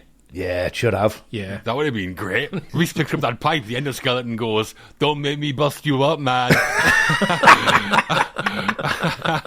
But I'm behind you on that, definitely. 100%. I mean, after all the huge spectacle, the end gets smaller and smaller until it's Sarah and the Terminator just crawling around the floor. I think it's a fantastic way to finish. I love it. Every pipe hit on the face, you could have just said one of the lines. Uzi 9mm. Got hit again. Like, "Fuck you, asshole. Nice night for a walk." So he's winning. He's fucking it up. Yeah, there's definitely bits and pieces of this that don't work. The stop motion isn't brilliant. Some of the close-ups of the Terminator kind of disguise the fact that it wasn't actually very mobile, the model they were working with. But the important thing is, I don't really care, because I'm just so into it and so captivated by what's going on at this point. Just the fact that it's still coming and coming and coming after them, that's terrifying. And what's really effective is just how powerless Sarah and Reese are. They've used most of the dynamite. Reese is just hobbling along at this point. And I do really like how they switch on the mechanics. I think that's cleverly written, because it sets up the ending. But you need a reason for them to switch the machinery on, so him saying it'll confuse the movements, that's really clever. Yeah, it is good. And it does pack a lot in. Reese gets the heroic last stand, then Sarah's legs are fucked, and even then it's still not dead, and it still keeps coming after, and it's just such, as you've been saying, such a satisfying character arc for Sarah. The guy who's come to her rescue so often is dead, so it has to be her now to save herself. And I think it does absolutely stick that landing for her. It does. And then one little fact, that body bag that Reese has put in after the factory sequence, that was actually James Cameron's suit bag. Yeah. Of course it was. I'm surprised Cameron had a suit bag. Sounds like it was a bit of a down and out at the time. Yeah. I think he's got a body bag that he just puts everyone in. He's got many instead of of his. Yeah, crew members. Yeah, anyone who just answers back. Do you want to go in the fucking body bag? Ah, fair enough. I think it's a nice touch as well that they give the endoskeleton a limp, so it ties back to Arnold, so you can still see that it's the same character. Yeah. The creation of the endoskeleton was very collaborative. Cameron designed what it looked like after he'd not been happy with some of the designs that Stan Winston did. The stop motion and the rear projection scenes where the Terminator walks down the corridor were done by Fantasy 2, and the full-size endoskeleton and torso version were created by the Stan Winston studio, which had 1,000 moving parts and took them a year to build. Yeah, at first, apparently, Cameron was planning on having someone in a robot suit, which sounds really bad. Anthony Daniels in there. 3PO emerges from the fire. Awful. That would be awful. Oh, fuck you, asshole. But then Cameron was going to use stop motion for the whole thing, and it was Winston who suggested that they build animatronics, thankfully. Yeah. So they had a full-size endoskeleton, one that was just the torso for when it crawls, one that was just the top half that a puppeteer would carry around on his shoulders. That's why the endoskeleton's shot from the waist up. Yeah. There's a puppeteer just below the screen, Right, okay. which is pretty cool. Yeah, nice. And then they had arms and legs created for the insert shots, like the close-ups where it's walking up the stairs and stuff like that. Right. I think it all looks great. The endoskeleton stuff, I love it. Oh, yeah. The endoskeleton stuff, when it's close up, looks great. It's just the stop motion takes me out a little bit. Yeah. The design of it, like the look of it, it's still so iconic. Insane. Everything Cameron's directed, like everything from Aliens, that even the dropship looks like it's from this universe. It does, yeah. Yeah, absolutely, yeah. It does tie together, yeah. Yeah. And the shots on the gangway when Reese is hitting the Terminator with a lead pipe, that was filmed using this upper torso puppet we've been talking about, and it was on the shoulders of Tom Woodruff, who was on the special effects team, and he hurt his hand pretty badly when they did that scene. Right. Typical Cameron. He said he received a Christmas card from Cameron that year which read, "Merry Christmas. Hope the feeling comes back to your fingers someday." Someday. Yeah, someday. He showed some consideration, at least. I bet he was laughing when he wrote it, though. Yeah. But there are times when we're cutting from motion capture to an insert shot to the full animatronic, and it's all pretty seamless in terms of how it flows. Yeah. It must have been planned and storyboarded like meticulously beforehand. Oh, yeah. Unless it just got like a mountain of coverage or something, I don't know. I don't think so. I think he had that year to storyboard it, didn't he? I think he would have done it down to the T. Yeah. When they were filming, they realised none of the endoskeleton models that they had was suitable to film the close-up shot of the press crushing the Terminator skull. So Winston made a face model out of foam core and tinfoil, and the smoke they see was just some of the crew members off screen blowing cigarette smoke into the frame. Massive. Yeah, I saw an interview with Winston and he said that Cameron was like amazing when they filmed that. He basically told everyone what to do and how to do it because they were kind of stuck. Right. And it is a great moment when the red eye like flickers out. Brilliant. Yeah. Yeah. And with the Terminator gone, we head into the denouement. I do love a denouement. Do love a denouement. Now that I know what it is. We get one final sequence as Sarah heads to Mexico. So how does that work to finish off? Brilliantly, and not just because of how foreboding it still is, but because of the way it ties up all of the loose ends. You go, okay, that's who John's father is. And one nice touch that doesn't get remarked upon that much is the fact that Sarah's got a dog. Yeah. Because she's clearly so worried about other Terminators coming after her. She's got the dog to help identify them. Love that, yeah. So it's really ballsy, I think, by Cameron to, on one hand, tie up all the loose ends, but also end it like this, where he's basically gone, yeah, I finished this story, but there's more to come. Yeah, isn't it this a German Shepherd that's the same as the Resistance have got? It's the same dog that when the Terminator comes in. Yeah, same dog, yeah. Yeah, it's the same breed. Nice. Which is a great touch. But yeah, he does. He says, there's more to come, and you just want so much more from this story at the end. It's brilliant. Yeah. We see how that photograph Reese had of Sarah was taken as well, which is a good touch. Yeah. And earlier, Reese says, I always wondered what you were thinking about when I looked at that picture. And going from Sarah's voiceover at the time, it was Reese she was thinking about. Yeah. And I love the final shot as Sarah drives into the distance. It's like a matte painting of the mountains. Yeah. Great, that. And the score ramps up there just in time. Yeah. Yeah, it's a great way to end. The final shot was taken after main production had wrapped. Linda Hamilton wasn't there, so Gaylan Hurd's assistant, Polly, stood in for her. And the dog was Hurd's mother's dog. Yeah, not a robot dog. Unfortunately. I imagine. But they didn't have permission to shoot the final shot in the desert, so it was just more guerrilla filmmaking.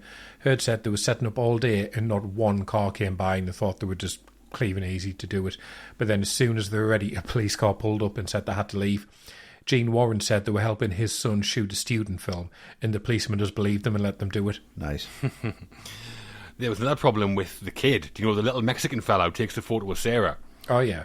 So the actor, Anthony Trujillo, he's called, right. He couldn't do his lines well enough, so they had to replace him for the close-ups with another actor called Philip Gordon.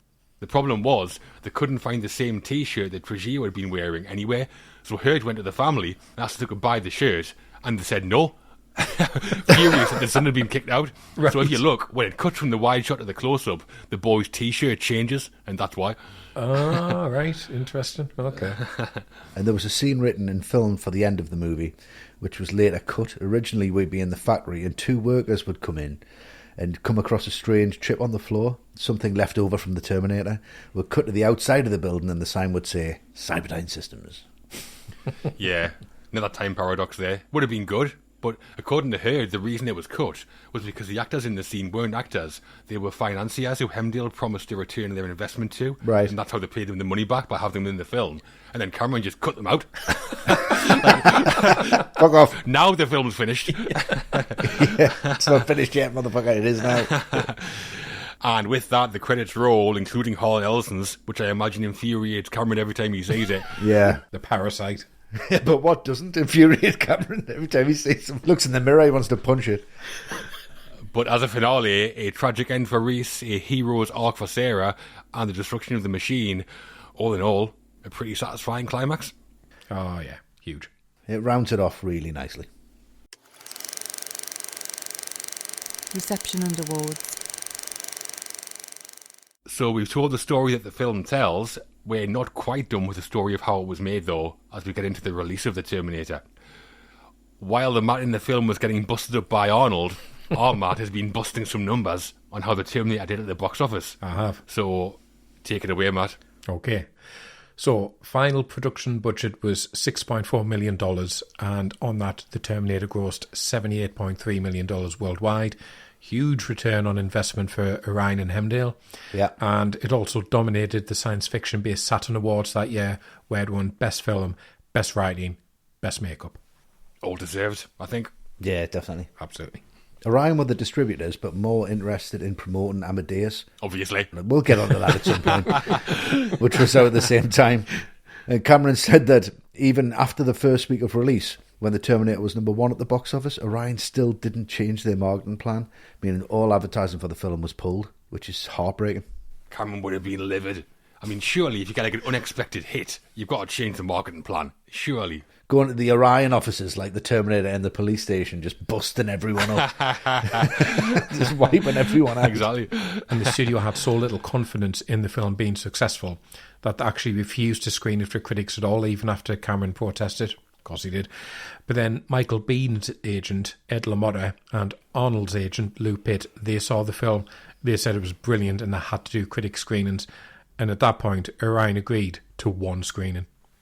One critic screening. One screening, man. So, in terms of the critics then, big man on campus Roger Ebert first. But Roger only reviewed the Terminator on his TV show that he did with Gene Siskel. Yeah. So, no score out of 4, just a thumbs down or a thumbs up. Oh, okay. So, what did he go for, do you think? Thumbs up, surely. Oh, thumbs up, surely. Siskel, thumbs down.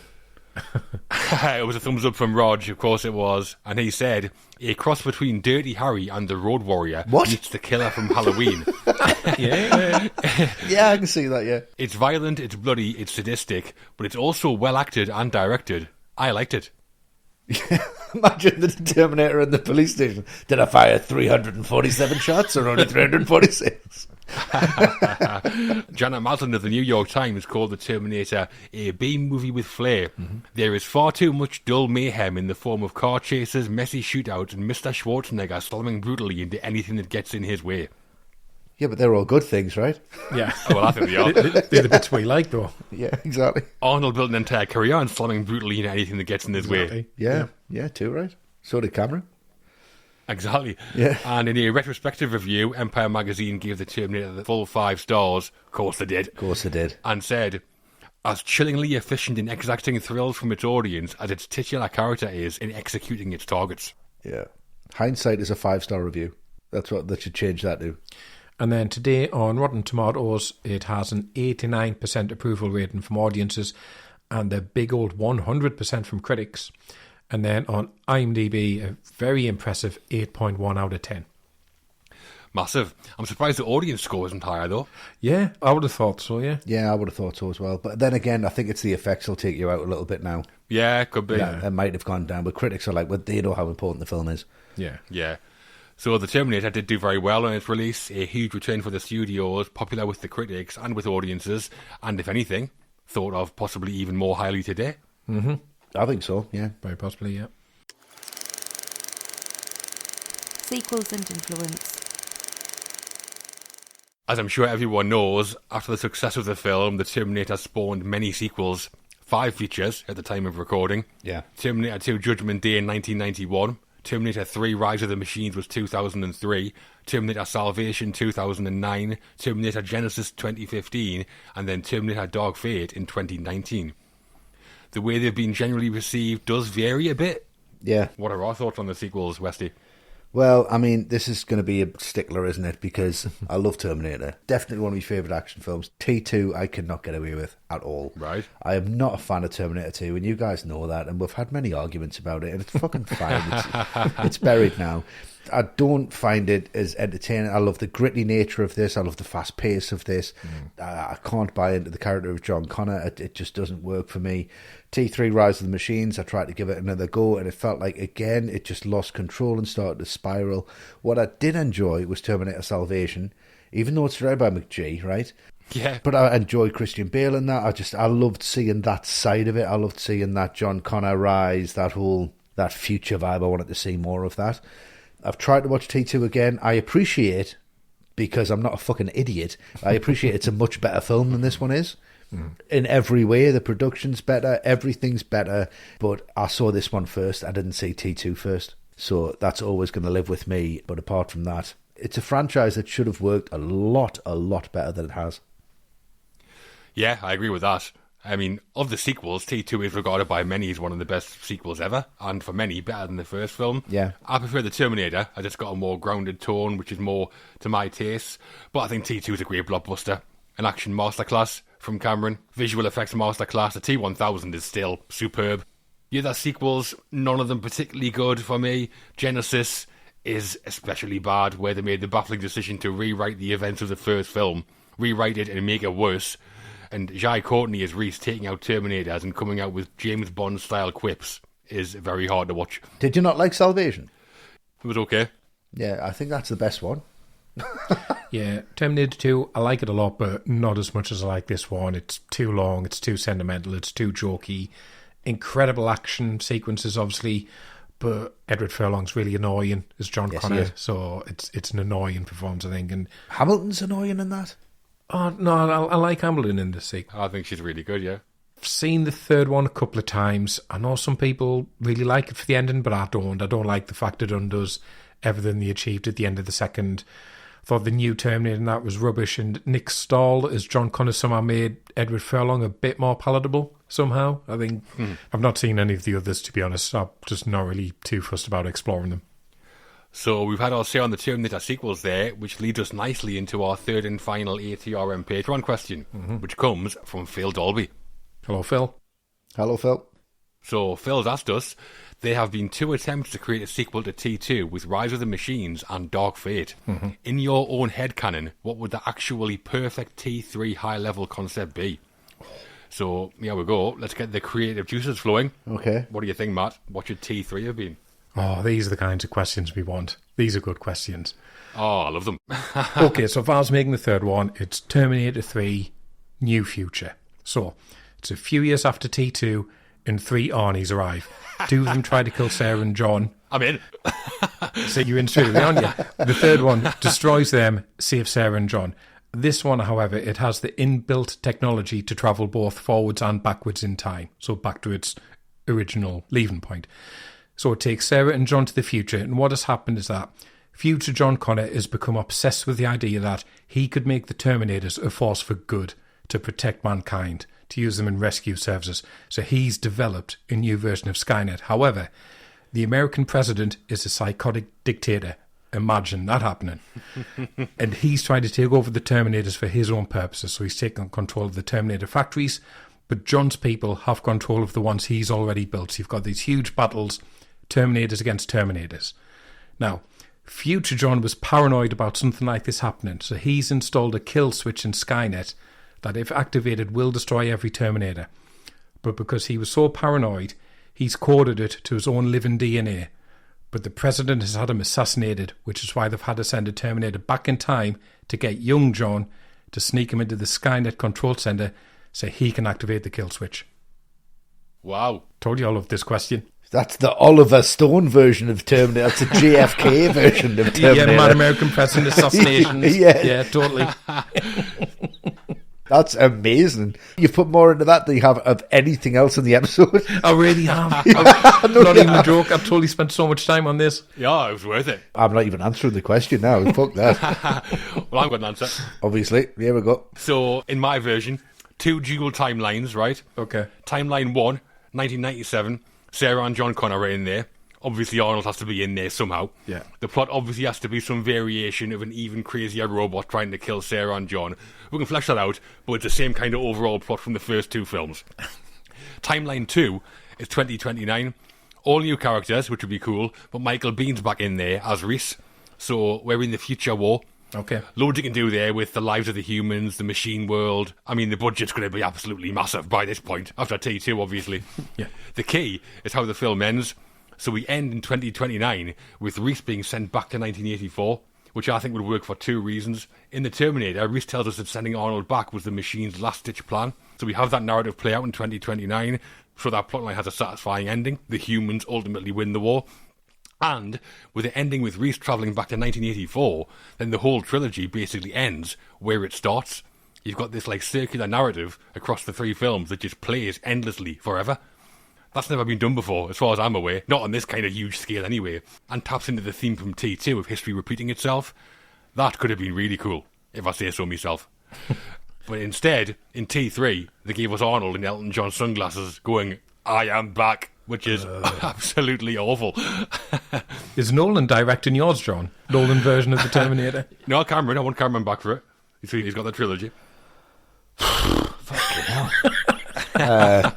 Both wonderful. Anyway, I'll just read out what I've written down. Sarah has a miscarriage and has an affair with the Terminator. Arnold Terminator. No, but go back, and there's another Terminator that's been sent back at the same time that Arnold has. Right. But obviously didn't do the job at the same time. Mm-hmm. The child that she has with Reese, she has a miscarriage that you see at the end of the first Terminator. So you think that John Connor's her son, but that's not actually John Connor, so we'll wipe out Furlong. He can die. That's fair enough. Then you find the real John Connor, who's been raised by somebody else. Sarah Connor's not that important. Do you know what I mean? Yeah. Just try to take this whole fucking paradox out of the equation of like, oh, but it's Kyle Reese and it's come back. So then you find out that she doesn't know who John's dad is. You don't know who John's dad is, but you find out that it was the original Terminator that was sent back in the first film. And his job was to impregnate Sarah with the anti... Do you know what I mean? That would be weird, but pretty cool. Well, it would definitely be that. It's definitely weird. It would definitely be weird. But why? Why have the machines sent the Terminator back to impregnate Sarah with John Connor? Because they don't want humanity to die. They want humanity to live. Right. So they want to actually save humanity. So it's all misconstrued. Judgment Day is going to happen whether you like it or not. Right. Right. That's the end of the world. But the machines want the humans to live and work together. So Judgment Day is the end of the world. It's like meteors hitting Earth. They don't say how Judgment Day ends. They just say it's nuclear warheads. And all we get is it just off a Renaissance fighter who's like... a resistance fighter, sorry, a Renaissance. It's not fucking paid any shit. Fucking hell, where's this film going? Yeah, and the AI like, no, what we need to do is get this guy in place and save humanity because Judgment Day is going to happen, and they're trying to rejig the past instead of change it. So you're going for the twist ending? A kind of a twist on it, yeah. I think that would be better. Mm-hmm. Yeah, so three very different ideas there. I can't wait to see the Facebook comments on this episode when I go down. Let us know which one you prefer. Yeah, please do. Yeah. Let us know which out of John and Matt's you prefer. So that is the direct follow-up to the Terminator, but how about its impact elsewhere? What kind of influence and legacy has the Terminator had since 1984, do we think?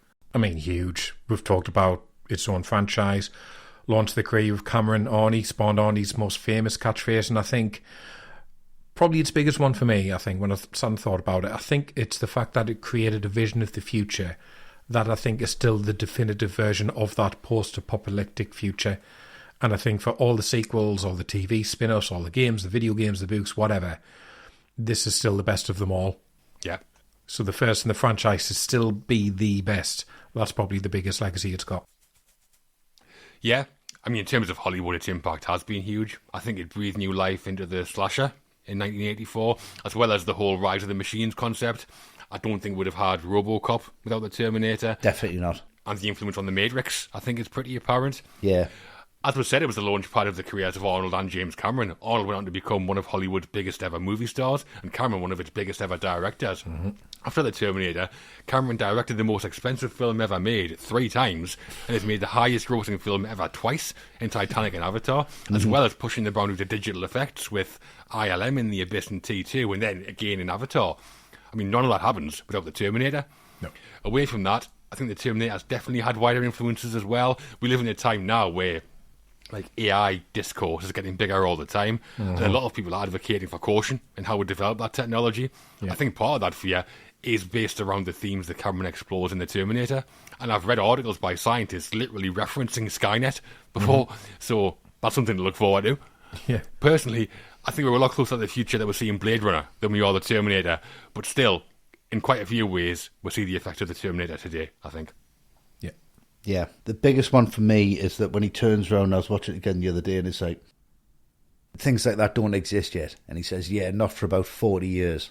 It's terrifying, and it is becoming like part of popular culture, I think. Well, it is part of mine when I'm like, this is fucking Skynet. Oh, yeah. And everyone knows what that means. It means doom. This is the end of the world. Mm-hmm. Why are we pushing it? It's almost like it's going to be a documentary. We're going to be sitting in a bunker in 40 years' time watching The Terminator going, we should have learned some lessons from this. Yeah. But we certainly haven't. I think it's just its impact on like real life, how this thing that he dreamt up, it came to him in a dream, remember? But it's just terrifying how realistic this is now becoming, how this seems to be accessible.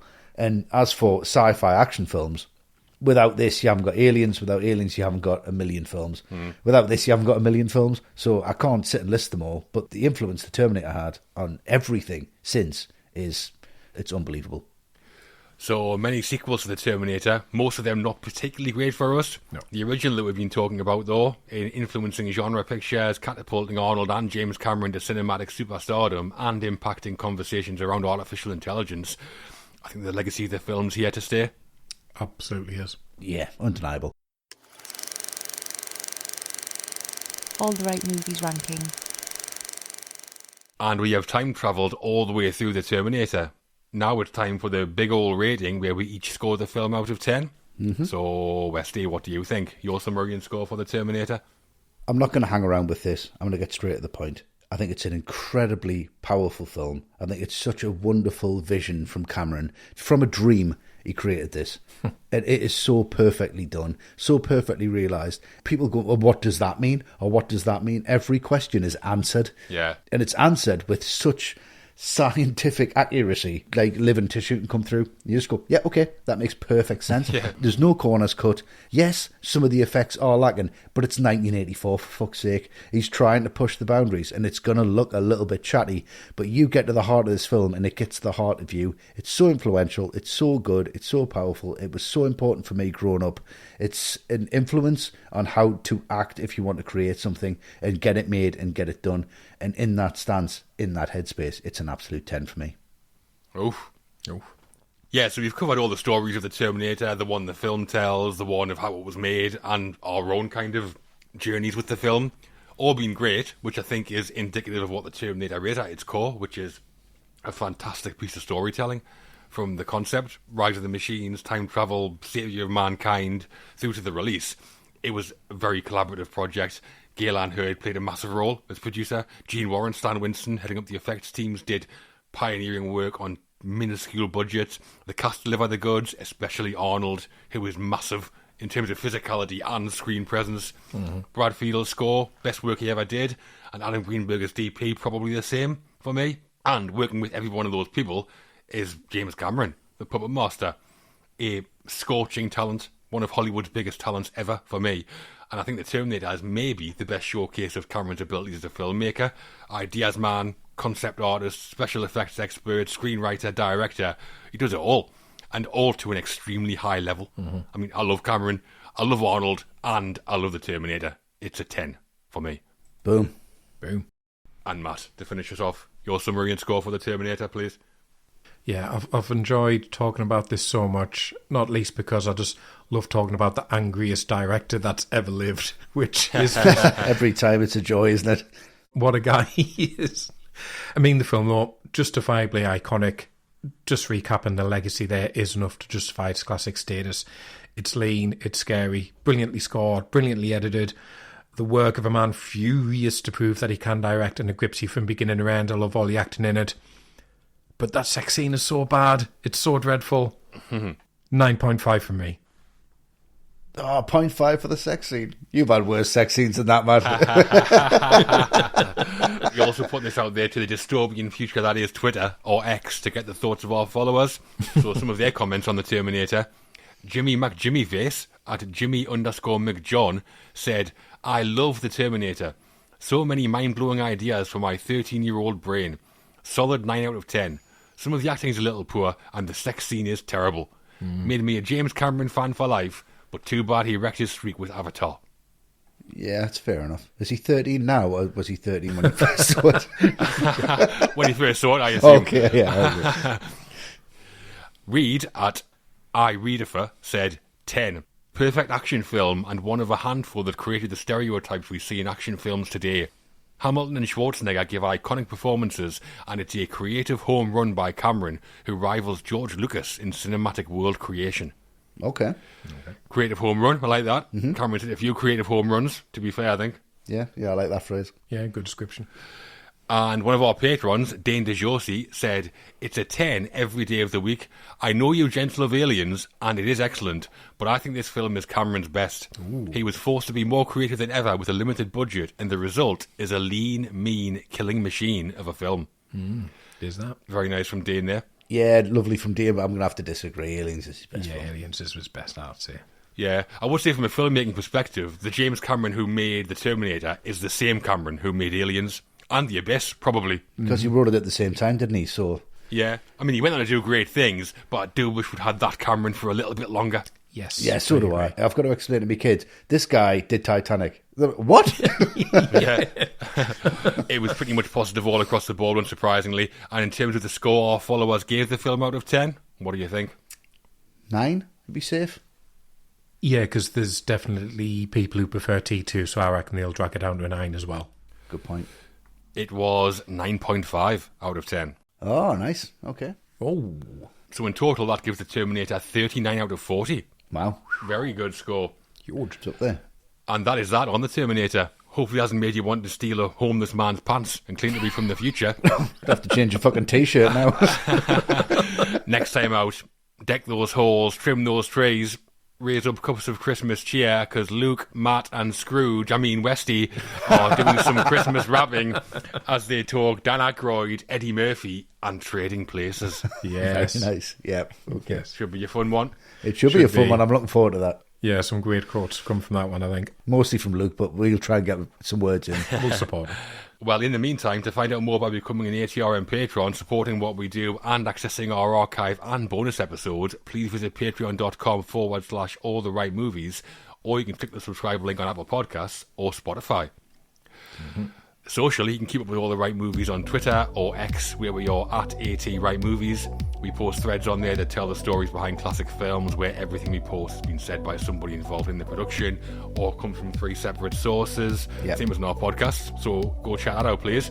Please do. You can find us on YouTube at youtube.com/alltherightmovies, on Instagram and Threads at all_the_rightmovies, on Blue Sky we are at alltherightmovies.com.